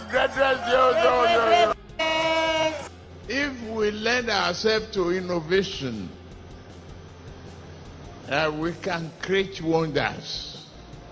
Yeah, it's a successful again, a town hall, different from Blue Bulaba.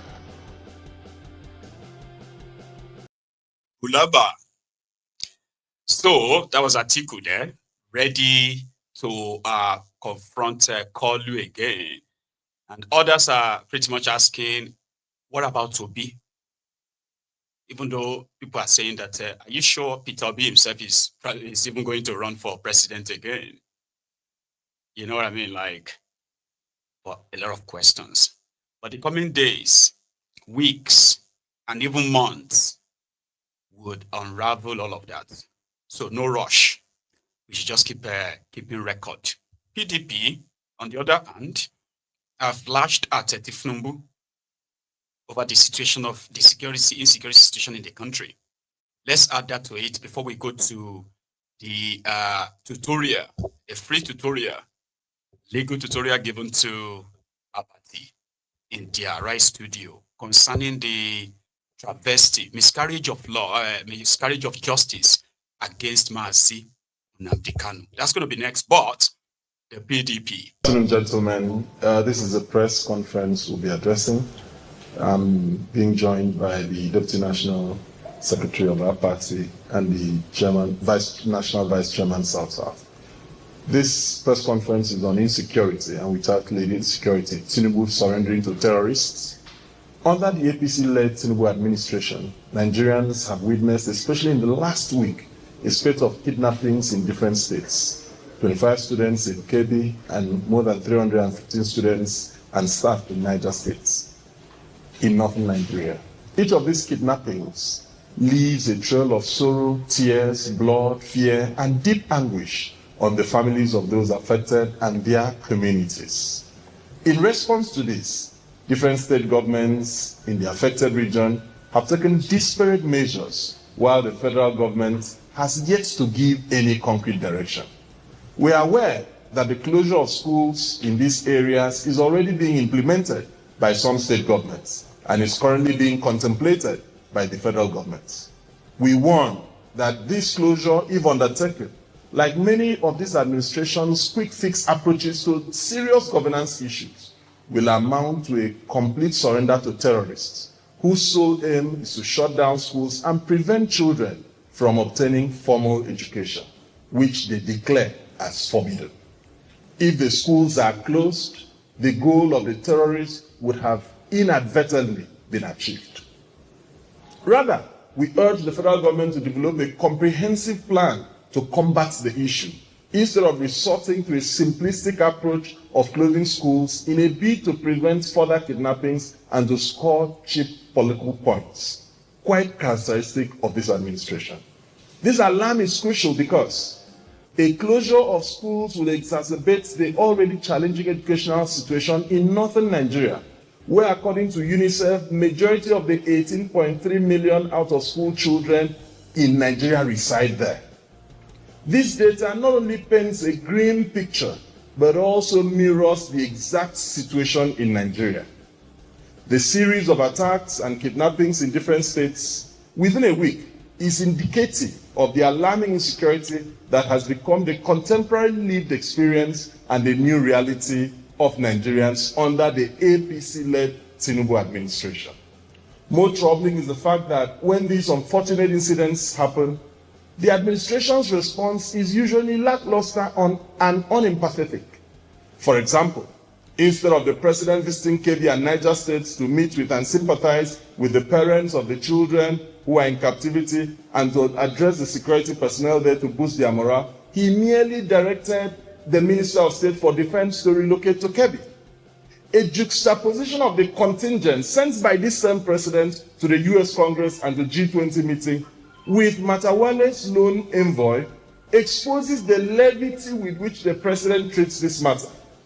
This reaction by government is most insensitive, and we must repeat, it is most insensitive and dismissive of the gravity of the problem at hand by the APC-led federal government. We charge the federal government strongly to immediately fund and implement the national policy on safety, security, and violence-free schools, anchored on credible community intelligence and quick security response, capable of anticipating and contending with attack on schools. Insecurity in schools will be a big disincentivization for education in the country, especially in northern Nigeria. We're already not standing very strongly on the education foundation. Insecurity to schools will completely take us out on that framework.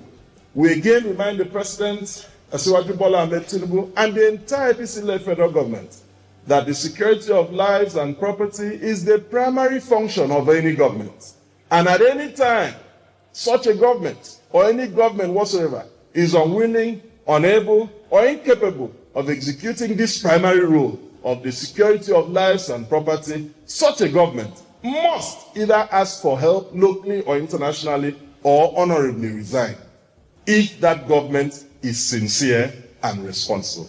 That's our position on this matter, and we urge that the federal government and indeed state governments should take this very seriously. The closure of schools does not, will not now, not in the future, augur well for the children and the future of this country. Now, the benefit of hindsight is that it has happened before. What we are facing is not new. And as at the time Chibok girls happened, the current president proffered solution. And as at NBA conference some years ago, the vice president said that he will be fighting from the front. This offers an opportunity. Nigerians bought into that story, and this offers an opportunity for that. Now, going to that, we are not, the academic calendar globally is not going to change because we are having insecurity. And therefore, children who have not been contributors to insecurity cannot be made to suffer. Gentlemen, how many times would they tell you before you know that Nigeria is not for you? Now they never leave you. They have left you behind. Photo, not be juju be that. Sorry, oh. May God not allow them, make them kill you. He made so many valid points. But he's just talking to the wall.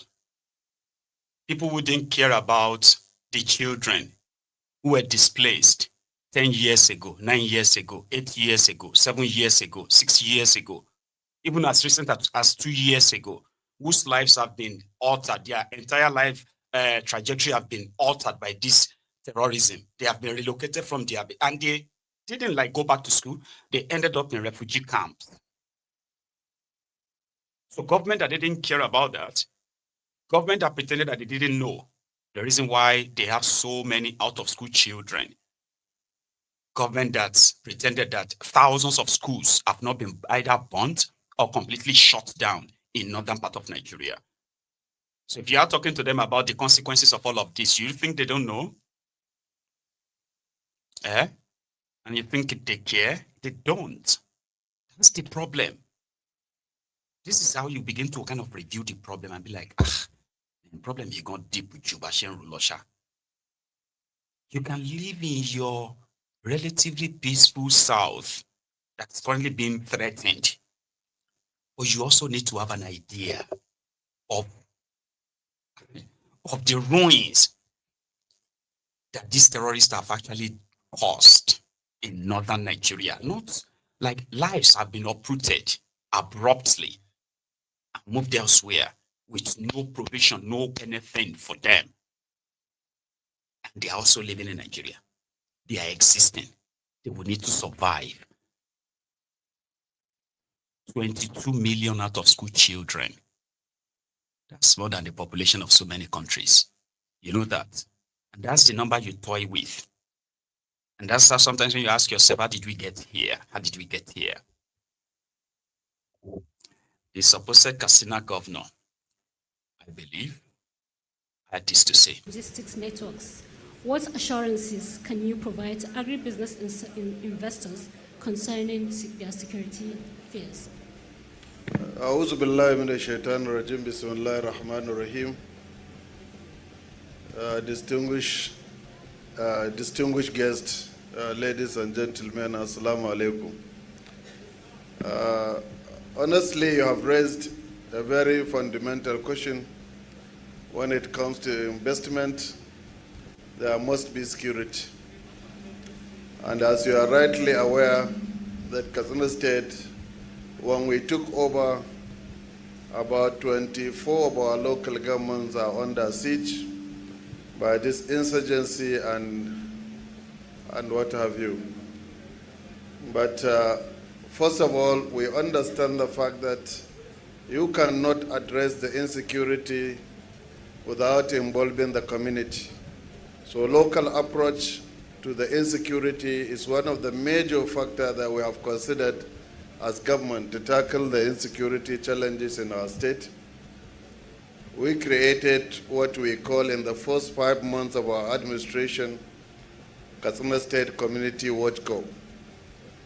As I speak to you today, we have graduated the first, second, and third batch with over 2,500 young able men that were trained, equipped with all assets.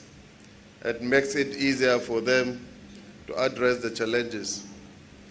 And again, we realize that we have to involve the local communities at the grassroots. We establish what we call village security committees. We establish district communities as security committees. We engage over 9,747 members at various levels of these committees to help to tackle the insecurity issues affecting our state. Again, we are able to synergize between the Community Watch Corps and the conventional securities that we have in the state by providing them allowances to operate. And Repost me, the first female copper to serve in a cemetery as a manager. The first female copper to serve in a cemetery as a manager. Now they are the come from so. When they reject me, they don't want to reject me. I bet who I want to manage, who I want to manage for there, who I want to manage. I don't who I want to manage. The first female copper to serve in a cemetery as a copper. That's where Nigeria need problem here. That guy talking is the governor of Boguari's state. That state currently is Shina Northwest. I mean, what do you call that place? Is the headquarters of some hardened terrorists. That's why you're going to know that people would normally be from leaders to followers, call on Shanu, everybody. If some of you are people like, if you have been paying attention, right, there is something, right, about Nigeria and Nigerians that if you are working with data, you realize that everything around there is to stress you for no reason, then possibly help build your own madness that you can't really explain. So they said about 75% of Nigerians have mental health problems. And they don't even know, which makes it a problem. And that is why you will see someone who looks so nice, educated, dresses nice, and all of that. In fact, well educated. And you're like, wow, a complete gentleman. Oh, what a perfect lady. and then they will open their mouth on issues to discuss, and you'll be like, you get that kind of feeling. Thought process here, suit can cover, suits cannot cover it. Here you get, it can't really prevent it, or dressing nice or speaking good English and or having this impeccable, CV and all that stuff will not change it, because Nigeria has a way of indoctrinating us along the line. And somehow, some of us who choose not to be like that, we are called the rebels, by the way. So that's why they say that the leaders are the reflections of the followers. Your leaders are the reflections of the citizens. So if these criminals could make it to the position of authority, that tells you that a sizable number of the population are actually mad. And they don't know. Sure. Do you understand what I mean by that, right? If you are unwell, you go for checkup and you begin to take treatment, but what do you do when you don't even know that you're mad? And then the mad people are looking at those of you who are like the rebels, calling these criminals out as mad. You must be mad for you to be doing all these things you are doing. Here you get. That's the situation. Now let's go to Albert studio, right? The controversies that still follows the travesty of law, miscarriage of justice, where in the case of Mazi Nnamdi Kanu, that got sentenced to life imprisonment without any known law. It is in fact a repealed law. How did that sail through?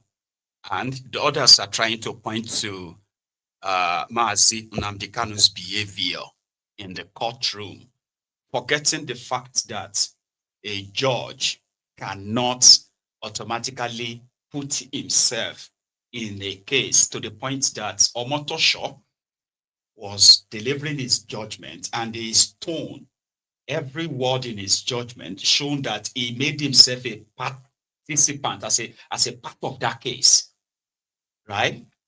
With a predetermined end. Now, this is between Akpati and a legal practitioner. So you probably possibly have seen it on Mayegun's Diary Politico for those who haven't. And if you have seen it before, this is another chance for you to review it. Talking about the treatment of Mazi Nnamdi Kanu, the political prisoner, the prisoner of conscience. Watch this. Let's start with Mazi Nnamdi Kanu. The view has been expressed by those who know this subject. I was misled by amateur legal advisors who turned a serious legal issue into a circus, and who misadvised him, and who led him to sack people like Kanu Agabi SAN, Ikpeazu SAN, Paul Erokoro SAN, who are handling the matter. Persons who, from the Court of Appeal in the previous matter, had already provided a template that could have provided a different outcome. And then you have these people, or these social media, Twitter lawyers, misleading him. So, do you agree with that view? Well, the situation, what eventually happened in the Court of Justice of Motosho, could it have been avoided if the matter was handled differently? Well, I do not know why he debriefed those lawyers. I also do not know why he decided to defend himself. But what is those are now in the realm of history, or in the realm of the past. What now bothers many Nigerians was what happened on November 20th, the day he was sentenced, and the day he was convicted and eventually sentenced. Whether Nnamdi Kanu defended himself or not, what to many people is more critical and more important is the attitude of the judge and the justice of the matter. Don't forget that in criminal adjudication, one can only be convicted when there is preponderance of evidence, one. Two, And when the prosecution is able to prove the case beyond all reasonable doubt, we are not saying all iota of doubt, but at least all reasonable doubt, and that justice must not only be done, but to be seen, manifestly be seen as having been done. The generality of the public of Nigeria and even the international community do not believe that the justice was done in Nnamdi Kanu's case. Now, the whole issue about Nnamdi Kanu's matter bears a lot of question and defeats a lot of logic, because a lot of people, even Nnamdi Kanu himself had continued to say it, even rambunctiously in court, that they should show him the law with which he's being tried. Because by the time many people didn't understand, because all the people who were not privy to the charges and people who were not privy to the goings on in court were at a loss as to why would a man be charged for an offense that is not known to law in a criminal trial. Because a Nigerian statute book says that one cannot be tried for a law of an offense not codified and known to law. Yeah. And then under the principle of fair hearing, sections 35 and 36. Absolutely. And there is nothing like retrogressive action in law when it comes to criminal action. Yeah. We are not a military regime. Now, but Nnamdi Kanu was charged under the old law. Under the old law. Terrorism. He was charged under the 2020. No, not under 2022. Under the older law of 2011. 2013, yeah. Not 2022, 2013. That was repealed. The old law. The old law that was repealed in 2022. Yeah, but so, the new law will not take effect. No, don't forget that that charge under the old law got extinguished in October 2022. When but the law, you yourself just said it, cannot have retroactive effect. We cannot have retroactive effect. Those are issues they will resolve at the level of appeal. No. There is one major issue that is even on the open. Okay. Because in the first instance, don't forget that Nnamdi Kanu had earlier been acquitted by the Federal High Court before federal government went to Court of Appeal. And every moment an accused is acquitted, discharged and acquitted, he goes home from the court. He can only go back to the prison or to wherever he was detained to collect his personal items. If he doesn't want, he can abandon them there. If he doesn't want, he can go from there to his house. If he doesn't want, because at the end of the day, the federal government refused to release him. So at that point of that discharge and acquittal in October of 2022, the court became functus officio. So you can no longer hold on that old law. But by the time you saw the judgment from the Court, Court, it was referring to the 2013 charge. So that became a very, very strong issue against that judgment and against the entire procedure. Okay, yeah. But where the accused person abusing the presiding judge, and you said, oh, the presiding judge is a problem.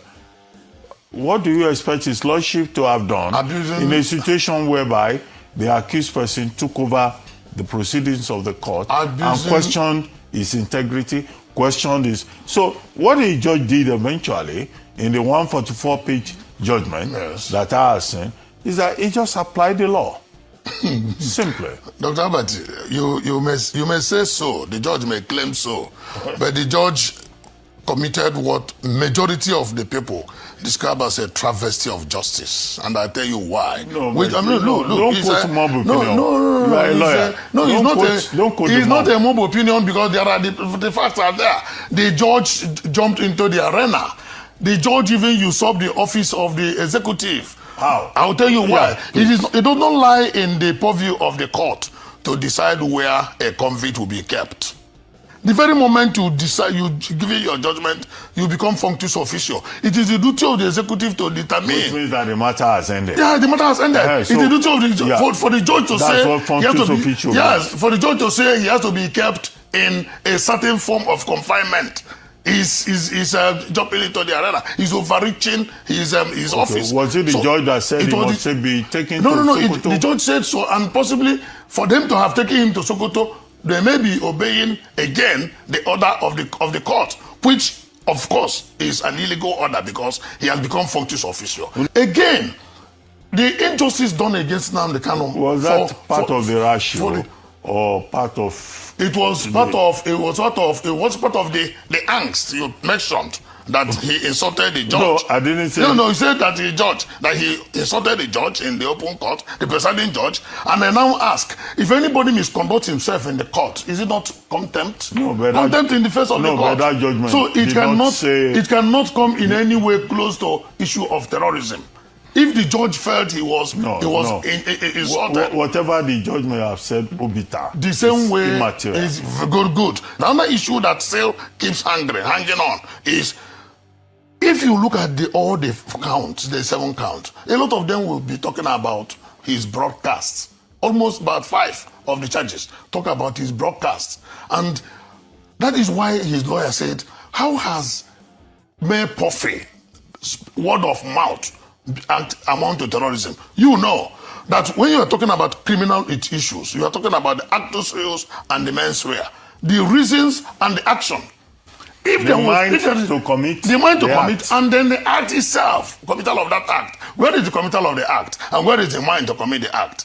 What he did was he insulted the authorities because he possibly felt that he was not getting what he expected from the system. These are all the issues that will come on appeal at the end of the day. Don't let us reopen the case. Because he's already had his own, view. That part where this age group of Abati, it's not just Abati, people of his age group, they are of the generation that believes that you do not insult elders. You do not insult authority. You do not insult religious leaders, no matter what they do. Because if you do insult them, that simply means you lack home training. Even if they are wrong, it is not in your place to disagree with them in that open. You have to do it respectfully. So to them, somebody like Nnamdi Kanu is so rude. They are not listening to his points. Everything is pointing out and is being shut down. Everything is pointing out under the law. In a court of law, you are quoting the laws. The judge who should be attentive to what you're saying, continue to shut you down, ignore your this, and then others are now using your reactions as a means of why the judge got upset. Not because you violated any law, because there's no law to convict Nnamdi Kanu. And that's why we'll keep reminding you that no matter what you have read, no matter what you believe, since these prosecutors couldn't actually bring people to say, Nnamdi Kanu sent me this money to get this, and that. Nnamdi Kanu bought us this. Nnamdi Kanu gave me this order to do this and that. These are the supposed facts that should be presented before a judge, not video broadcast. I mean, you would expect that by now they will produce those people that said they watched Nnamdi Kanu. That's why they went to go and burn police station.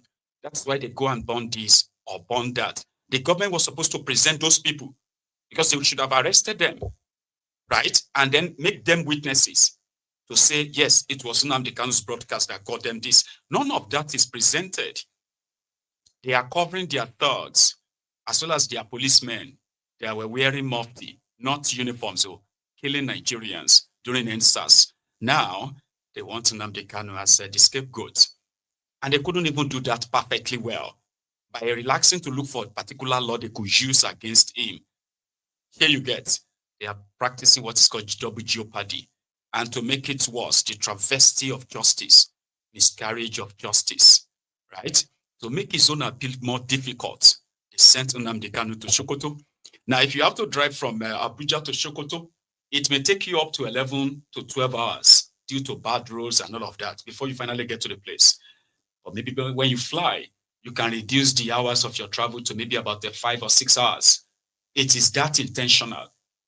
Nnamdi Kanu exposed the caliphate, the political, the politics of religion, where they are deceiving people who share the similar religion with them before they kill them. So, okay, why would they kill others? Nnamdi Kanu exposed all of this, it was supposed to be a whistleblower. Then they decided to actually scale or kick off what they call the unknown gunmen, and escalated the insecurity in the eastern part of Nigeria. Yet they still couldn't pick people who are victims of this insecurity in the eastern part of Nigeria that they could present as witnesses and say it was because of Nnamdi Kanu. They couldn't do any of that. They couldn't do their own research from their own laws to find a perfect one they can use to try Nnamdi Kanu. They have been holding him for 7 years of the last 10 years, only to convict him on an unknown law. Unknown law. You get?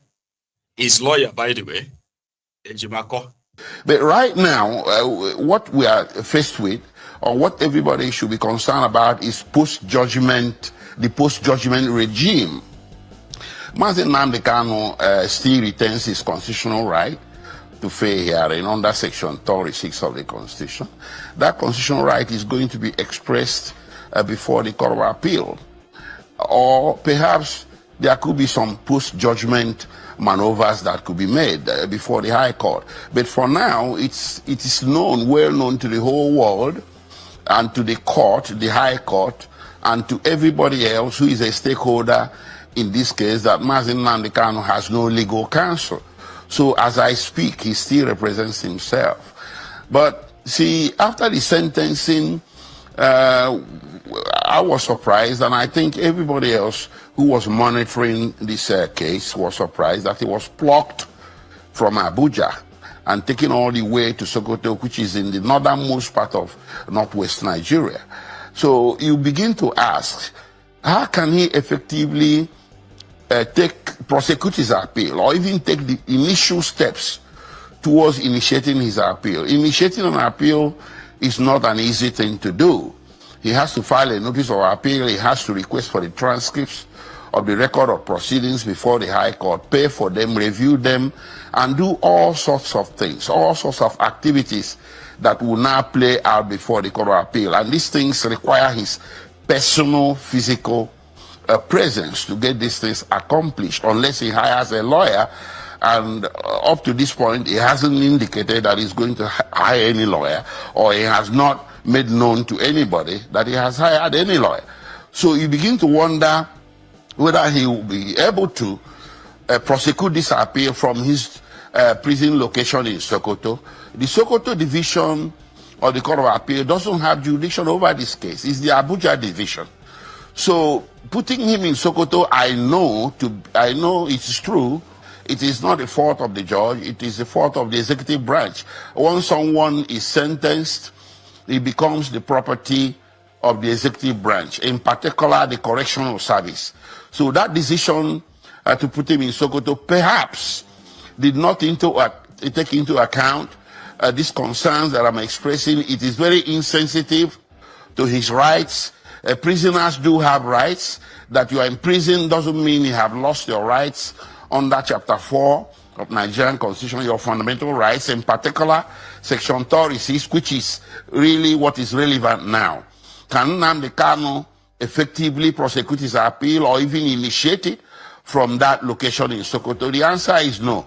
So what I think may play out in the coming days or weeks is to seek ways and means of ameliorating the detention conditions. The judge did not particularly order that he be detained in Sokoto. There was only one prison in Nigeria that was excluded, and that was the Kuje prison. But, you know, if you check around Abuja area, the environs, there are other prisons in the vicinity. We have one in Suleja, we have in Kefi, and there are probably other prisons within 2 hours of Abuja. Those prisons would have been much better locations for detaining Mazi Nnamdi Kanu, to ensure that he's close enough to his relatives who are known to be in Abuja, his legal consultants if he still wants to deploy their services. Also, is also very close to the Court of Appeal in Abuja, which has jurisdiction over this matter, and so on and so forth. So we're looking at a situation where his right to appeal is being complicated by the current location of his imprisonment. All right, Mr. Jimako, a few... Which is intentional. So to those of you who are like the spectators in all of this, with your own prejudices and all of that, do you really think this is fair? I mean, there are some of you who just wanted him to be killed. Go and kill him, this and that. Or even if you have to kill him under your law, you still have to follow the procedure. You still have to follow a process. He still has to like exhaust any legal whatever that the law gives him. But they don't want that.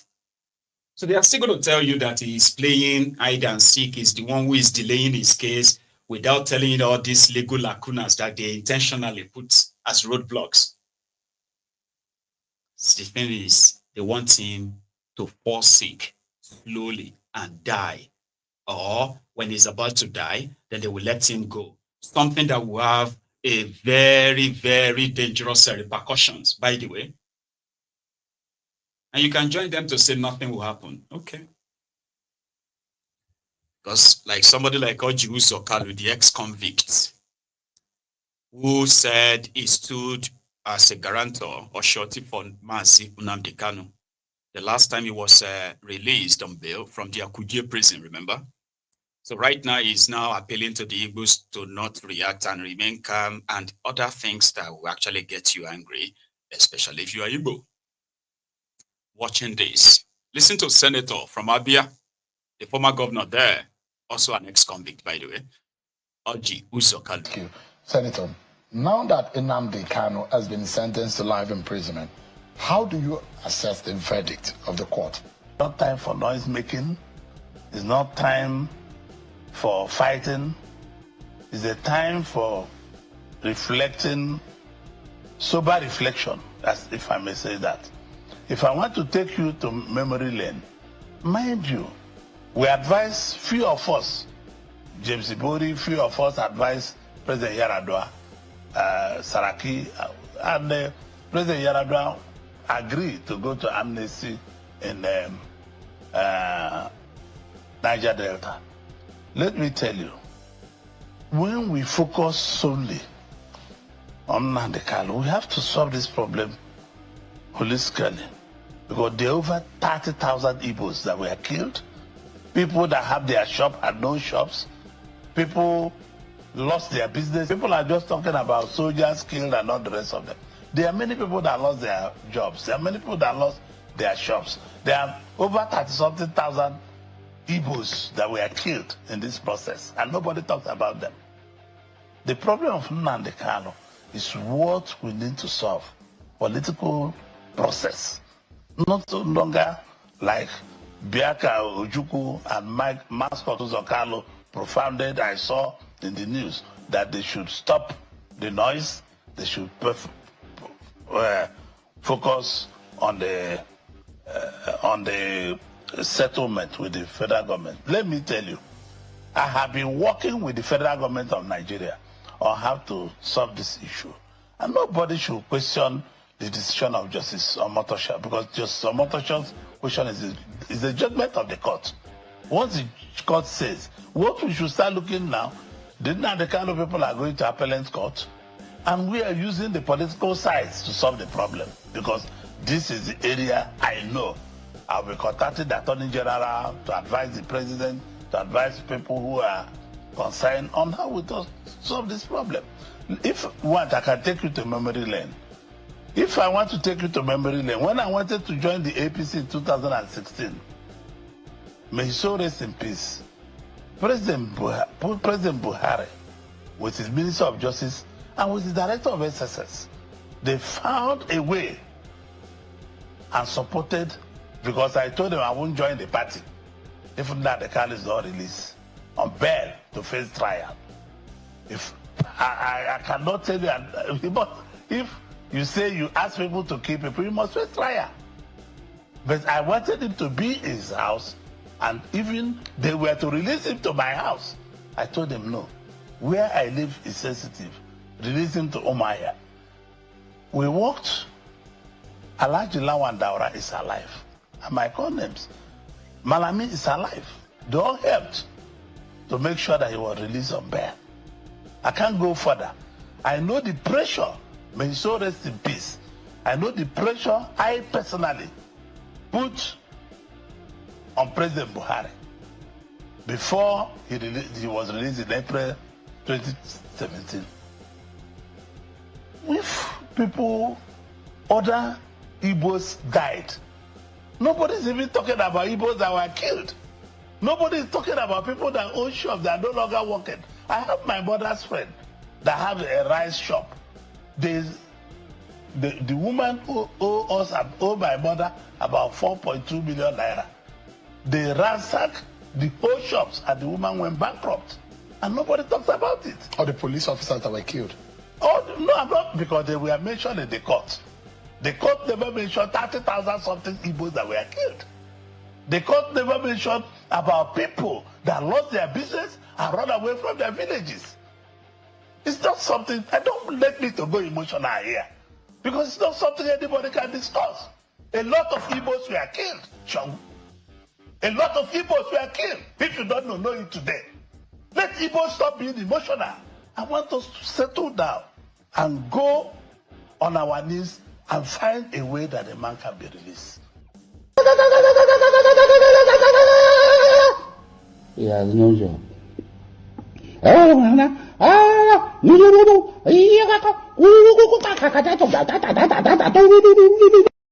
He has.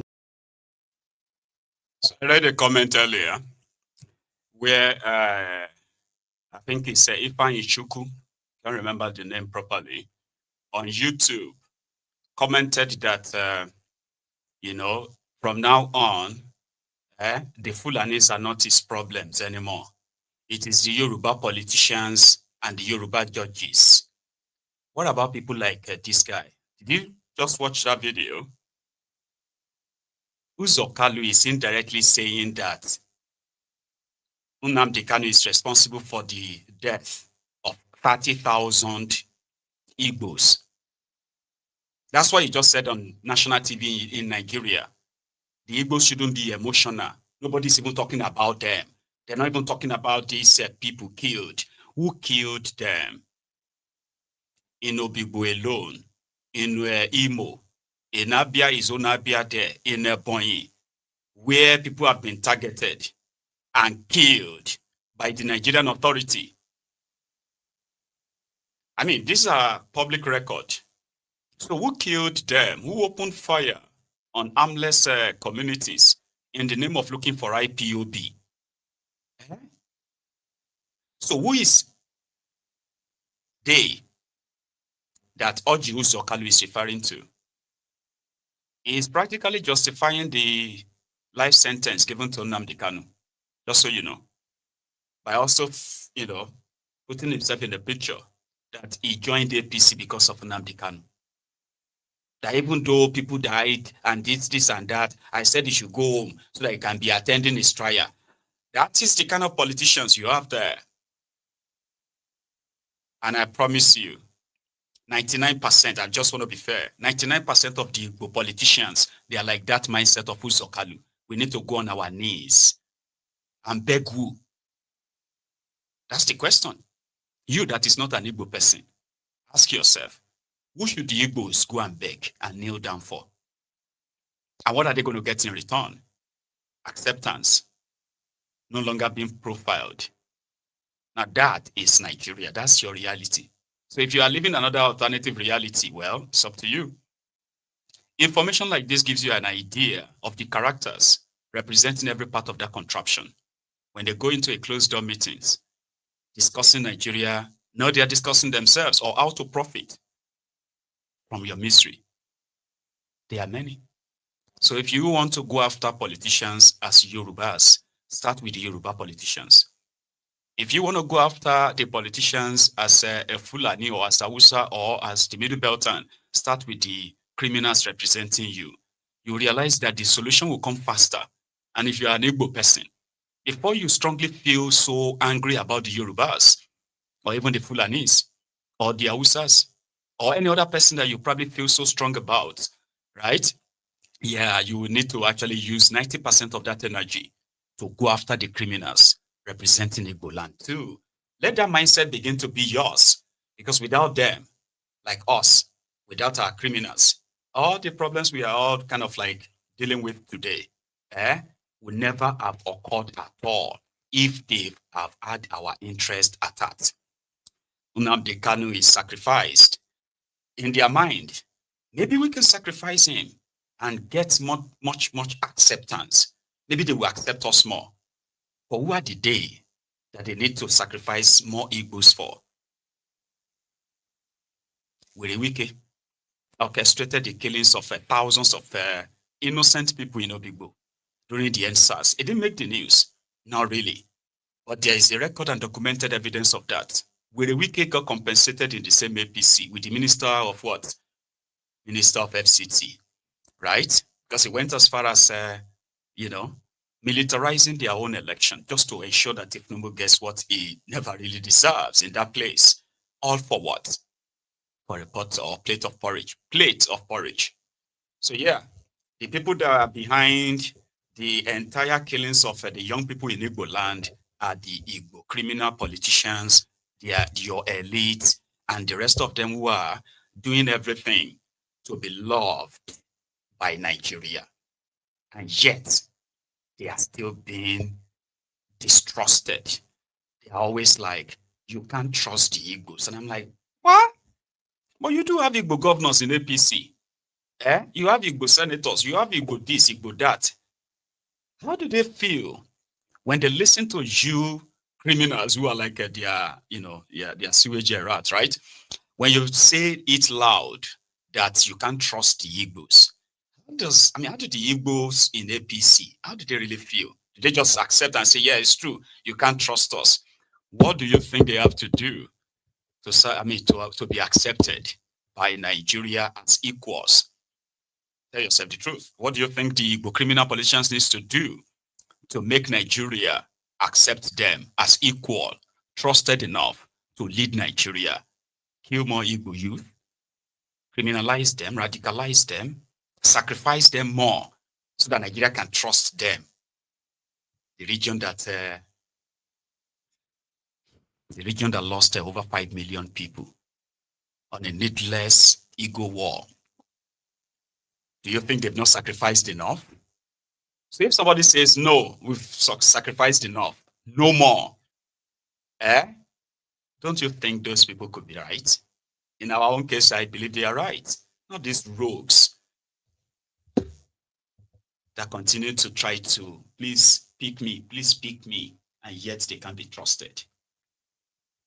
In Edo State, for some of you who can pretty much remember a few days ago, I know this is like overshot our time. I'm getting used to like just feel comfortable talking because a lot of you just still remained here. Assuming you have left now, I would have been like, you know what, let me wrap it up. It's actually past midnight in Nigeria right now, I believe, right? But this is going to be the last part, okay? So hang on. If you stayed this long watching my Egu, don't you think if you have not subscribed to my channel, you should do it now? No? Okay, please. And if you have not actually liked the broadcast, do it as well. It's a reminder. So a few days ago, or pretty much like about a week or two ago, I shared the story of how a supposed YouTuber or vlogger was attacked in Manchester because he was accused of insulting the Oba of Benin. Remember that story? Well, the slapper made a video after that and said, this is my face. I did it. I will beat you everywhere I see you, everywhere. Anyway, he possibly has now traveled to Nigeria. He returned back to Benin as a hero because the APC in Edo State, they welcomed him. For those who understand the genesis of what caused that slap, they were fighting over where should they keep the returned Benin artifacts. Here you get. So the Oba of Benin had a deal that once those artifacts are returned, they will be put into the Benin Museum, which will be renovated by the state government. Okay. So then Obaseki, who was their governor at the time, decided to open a different kind of like a gallery like a museum, right? Where he called it a MOA. Now, being in power, he used this position to ensure that most of that artifacts were to be returned into that new edifice he built. That created, as usual, bad blood. And it was considered as an insult on the Oba of Benin. So that triggered so many youth that one day they attacked this new edifice, supposed gallery. They attacked it and ordered all the expatriates who were actually at the meeting or the opening.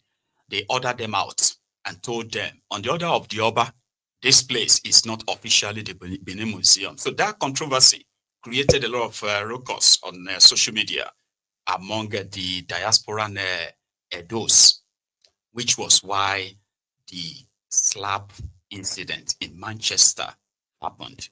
The factions, those who believed the Obaseki was right and called the bluff of Oba, and those who believed that no matter what, don't ever talk to Oba like that. Obaseki insulted the Oba. Well, the guy returned to Nigeria, that's a long story. And he returned as a hero. They called his slap, digital slap. After that, the Okpe Odoyo, the Dodoyo governor of Edo State appointee, invited him to the government house and gave him an award for being a very, very bona fide, proud Benin man. Let's start with the digital slap, by the way.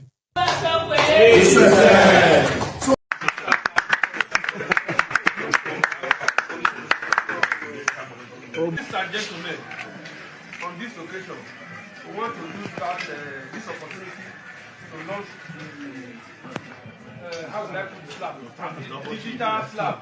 It gave to one Abatorele. So I'm starting the launch. I want to launch the slab with 500,000. Wow! The slab will stop for 500,000 naira. Yes. So chairman, host, deputy. Come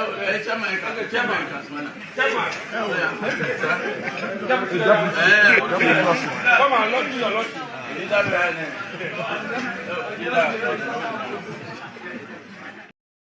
Like I said, you returned like a hero.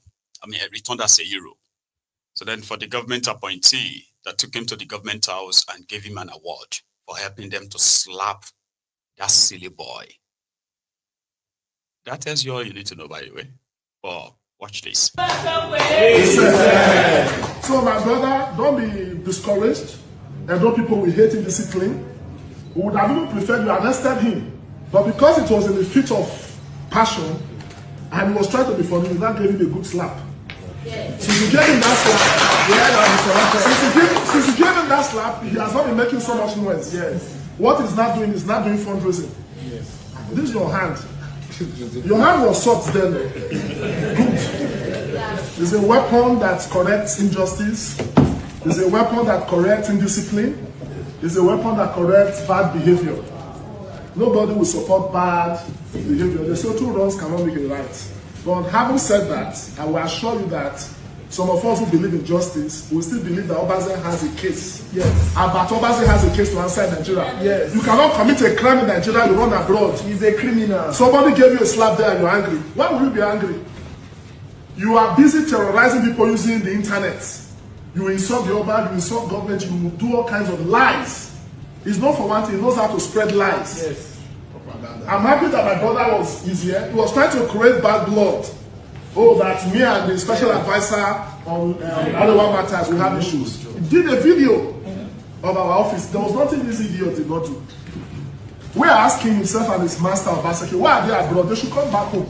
They say charity begins at home. So we are appealing to them, they should come back home. If they are not committing any criminal offense, they should come. Because the idea of hiding in the UK, for us, we find that totally unacceptable. Obaseki swindled the Edo State government of funds to the tune of over 10 billion naira. Then the same of that, is that a show promoter? For you to be a show promoter, you should have a license. Does Abatobaze have a resident permit? Because he who goes to equity must go with clean hands. So for you to be organizing shows, it therefore means that the British government has given you a resident permit, or you have what you call an employment permit. It's not permitted to work in the UK, but he's doing business. He's organizing shows for Obaseki. This monies Obaseki took from those states, they usually need to organize meet and beats? When it means double cheese, meet and beats. Sorry, meet and greets. That's what they call it. But I think it has become meet and beats because some of these criminals are hiding in the UK. Yes. So when you meet them there, you beat them there and tell them that they have a case to answer in the UK. Because as I said before, provocation is a defense to assault. Yes. Because if you insult somebody's father in Nigeria, what you get is a slap. True or false? True. If you insult my father, I'll slap you. Yes. So if you take me to court, I'll go and defend myself. Yes. Because even in the UK, it is not allowed for you to insult the king or the queen. What they do is they stone people with egg. It's just that my brother didn't have the egg. They now converted his hand to an egg. And that slap, if you ask me, that slap was well deserved. Well deserved. Well deserved. And more more deserved. In international diplomacy, don't they attack countries where people will die? But what he did was just a slap. Because in every rule, or to every general rule in law, there is an exception. This one slap that has united Edo states. Yes. Both the rich and the poor, both the tall and the short, both the fair and the black, have seen that slap represents those that could not do it. In Nigeria, we have been looking for criminals to bring to justice, but some of them are hiding in the UK. If our people can be slapping them, and that slap will make them to come back, yes. Is it not good for them to be slapping them, for them to come back? They should be slapping them every day, you know? Everyday slap. Because it's only an animal that will insult a king as great as Yoruba Benin. Yes. It's only an animal. It's only an animal. You will see a king if he violated some laws of the UK. So we want to appeal to you to also join those asking that this young man called Adefarasin, there's a man that people calls him terrorist. Yeah, the terrorist. Because what he has been doing there is what they call cyber terrorism. So he has a serious case to answer, and on behalf of the Gatekeepers Initiative, we have to give you this special award. This is an award of excellence, an award that says, promote the Benin culture, promote the Benin Kingdom, defend the Oba. You know, for as long as you don't do anything that will, because the slappers are awakened the consciousness of Benin people to defend the Oba. Because the Oba as a king cannot defend itself. The Queen of England, try that, it's not the Queen, and you will see the wrath of the British people. There are two kingdoms in the world, the Benin Kingdom and the United Kingdom. Right? Yes. In the UK, you cannot insult the king. Otherwise, the British people will mock, they will kill you. If you go to the Wembley, just try it, go to Wembley Stadium and insult the king. If you come back alive, you go and do Thanksgiving. Nuisance Lele. Nuisance Lele. Ah, my God. Let us be honest, right? Those of you who are still here with Mayegu, how many of you right now watching is a Ronuku that you look at me and you look at this my bony cheeks, right? And you are imagining how many slaps you will land on them the day you see me one-on-one on behalf of Tinubu. Raise up your hands. How many of you? No, it's okay. I mean, it's digital, so it's called digital slap and all of that, so you have nothing to lose. Like if you see my egun like this, it could do you like maybe you slap him. These are the characters in government in Nigeria. Slapping you is considered as the least of assaults that they can do to you and get away with, because they can kill you and still get away with that too, as long as they have the state protection, like those clowns in that room. Now, whatever that Albert did, and how much wrong it is, and it could probably be very wrong, all right? Violence is actually not the thinking. The characters you saw on the screen right now possibly didn't leave you with any impression that the Benin Kingdom, the Benin Oba, is such a beautiful place, is such a peaceful thing, and all of that. When you see characters like that, do you really think those characters are characters that promote Edo or Benin culture, the Benin tradition, with what you just watched now? You as an Edo person, would you say those characters are the kind of characters you want the world to see as those who are defending Edo or, Benin or the Benin culture, especially if you have seen the video of that attack on that building, the way they treated those white people, like those expatriates, the people who contributed the money, where they build the place as well. Oh. They marched them out. They invaded. Imagine the horror, the horror. They kind of like felt like maybe they thought it was Boko Haram coming. No, the APC inspired Edo youth attacked the place. Even if what they are fighting for is just, but the approach, nah, that's not to promote the culture. So, for those of you watching this, scratch that. That is not Edo's. Edo culture. Those characters does not represent what Edo should be. Okay, so to the last one there. To the last one. Oh, well, now see, if I stay here for another 1 hour, now so now I could just sit down there. Some of you right now, maybe you are even just using your phone on your bed. I know it's been like overshot time. So this one is very important, okay? Even though it's going to be the last one. Now, last one. In January, or from January, Tinubu is going to start his new tax reform, which indeed they have set all this stage. You see all these things going on right now, maybe distracting you. But in January, something is going to hit you that is likely going to create an uproar. His new tax reform says, if you are working, earning a certain amount of money, that's what you are going to pay. And those that won't pay taxes. For those who will pay, based on what they are earning, right, there's a certain percentage. I'm not going to go into all of that. However, some people are beginning to find it a little bit strange, right now, because they are like, this thing is not making any sense anymore. Because they are hearing that, hey, if somebody gives you money, for somebody like me now, that send money, to Nigeria, to family, friends, and all that, right? So that money, under what kind of like tax scheme is that money going to fall into? And they said, no, that would be gift. For example, those of us in the diaspora that send money to our loved ones for different things. For example, for projects. Would they then have to take their bank statements every month based on money that comes in and goes out before they tax them? So all these questions, people have been like throwing them and they have been trying to answer them. Like, oh yeah, all you have to do is that if anybody sends you money, which is a gift, you must make sure that that money is marked gift. Here you get, or this money is meant for so and so, not money you worked for or profit you made from selling something or a service. Straightforward, Abi. The problem now is that how they are going to implement this.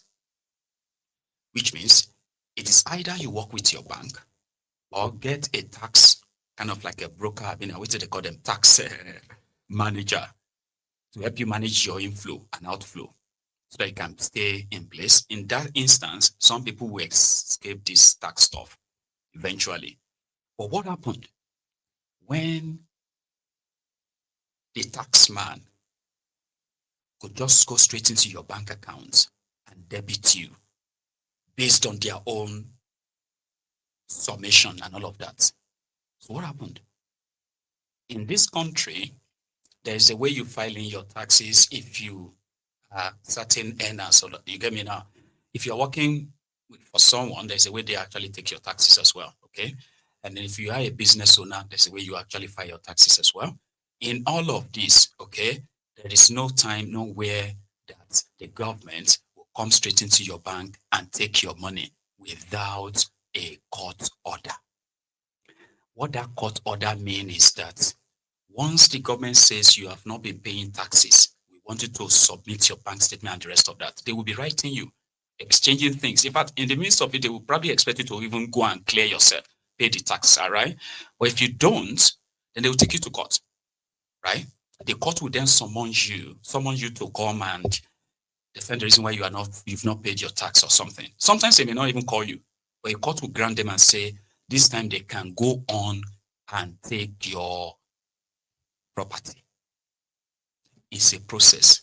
But this tax man is saying, in their own case,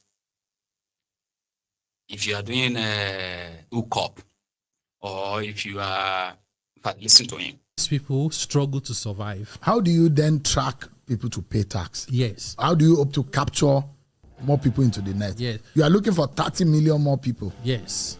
So this is for the where federal taxation. No, that's the state. It's actually state. For individual, it's state. Okay. The federal one is now the companies. Yeah. It's a lower number. But you see, this is the whole essence of the intelligence we are trying to piece together. What happens in your bank account when you travel abroad, how you use your payment card, electricity, your phone, all those information. We've also introduced what we call fiscalization, which is when you issue an invoice for goods or services, government gets a copy automatically. What we're trying to do with that is, instead of relying on people to be honest and patriotic to tell us their income, we want to use the system to find out. Your primary role is to declare your income yourself. Then government, on the other hand, we do a ecosystem validation. You say, life is hard though. I only made 1 million last year. And then we see that, you bought a new car last year. You traveled abroad twice last year, business class. You went to the mall, restaurant. True, Baba Jebo. Hey, you come and explain it. You come and explain it. You spend 15 million, you say you only earn 1. Tell us how. By the way, government will now go after you if you earn 50K and you spend 90K. They're not looking for those kind of small money. It's not worth it. So it's usually those big numbers. So by the time the system validates what you're doing, we'll be able to know that you have not paid tax. If you cannot explain yourself and your tax is 1 million, under this new tax law from next year, if you have a bank account, we can debit your bank account. Once you've been given the due process to explain yourself and you refuse, government can substitute what you have to collect the taxes you owe. So which means we can do things professionally. We can be decent. We don't need to go on the streets with wood and nails and start beating people up to collect taxes. There are very decent way of doing that in modern society, and Nigeria should not be the exception. What shall I say unto the Lord? Yes, Lord. All I have to say, thank you, Lord. What shall I say? Thank you, Lord.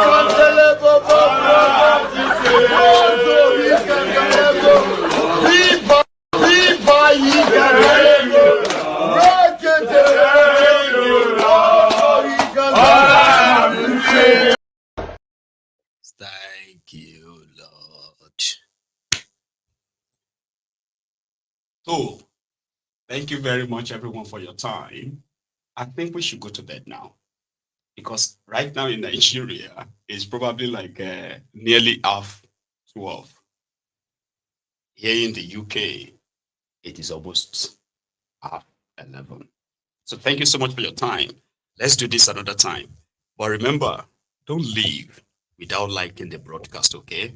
I will see you another time. Good night.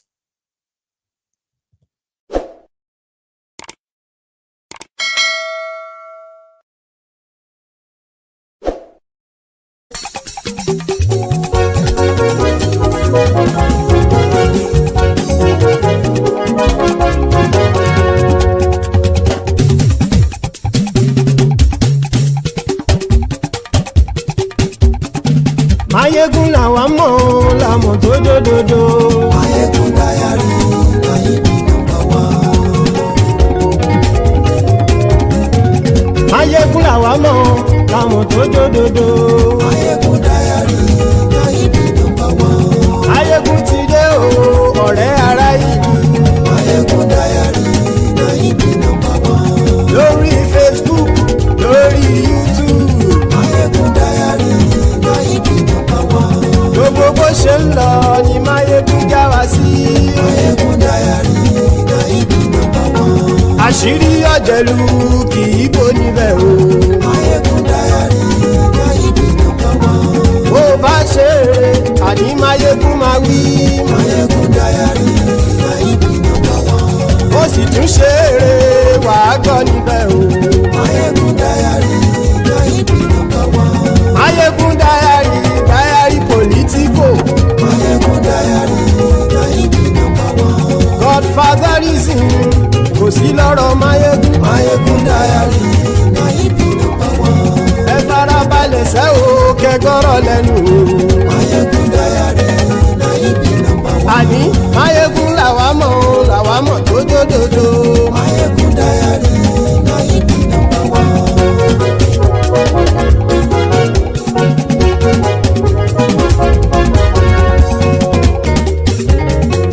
Àní ẹ̀sùn ràkì. Mayegun ti dé. Mayegun ti dé. Ọ̀jẹ̀lú ẹ̀sùn ràkì. Mayegun ti dé. Àní ẹ̀sùn ràkì. Mayegun ti dé. Lórí Facebook. Mayegun ti dé. Àní ẹ̀sùn ràkì. Mayegun ti dé. Lórí YouTube. Mayegun ti dé. Àní ẹ̀sùn ràkì. Mayegun ti dé. Bọ́ bàbá gbé wúrẹ́. Mayegun máa wí. Àní ẹ̀sùn ràkì. Mayegun ti dé. Ijó ìgbádìyẹ. Mayegun máa wí. Àní ẹ̀sùn ràkì. Mayegun ti dé. Presido bá rúfin o. Mayegun máa wí. Àní ẹ̀sùn ràkì. Mayegun ti dé. Kí gómìnà kówó jẹ. Mayegun máa wí. Àní ẹ̀sùn ràkì. Mayegun ti dé. Ọlọ́pàá ti ń gba rìbá. Mayegun máa wí. Àní ẹ̀sùn ràkì. Mayegun ti dé. Aṣòfin ti ń rúfin o. Mayegun máa wí. Àní ẹ̀sùn ràkì. Mayegun ti dé. Òpùrọ́ olóṣèlú. Mayegun máa wí. Àní ẹ̀sùn ràkì. Mayegun ti dé. Ọ̀jẹ̀lú ẹ̀sùn ràkì. Mayegun ti dé. Àní ẹ̀sùn ràkì. Mayegun ti dé.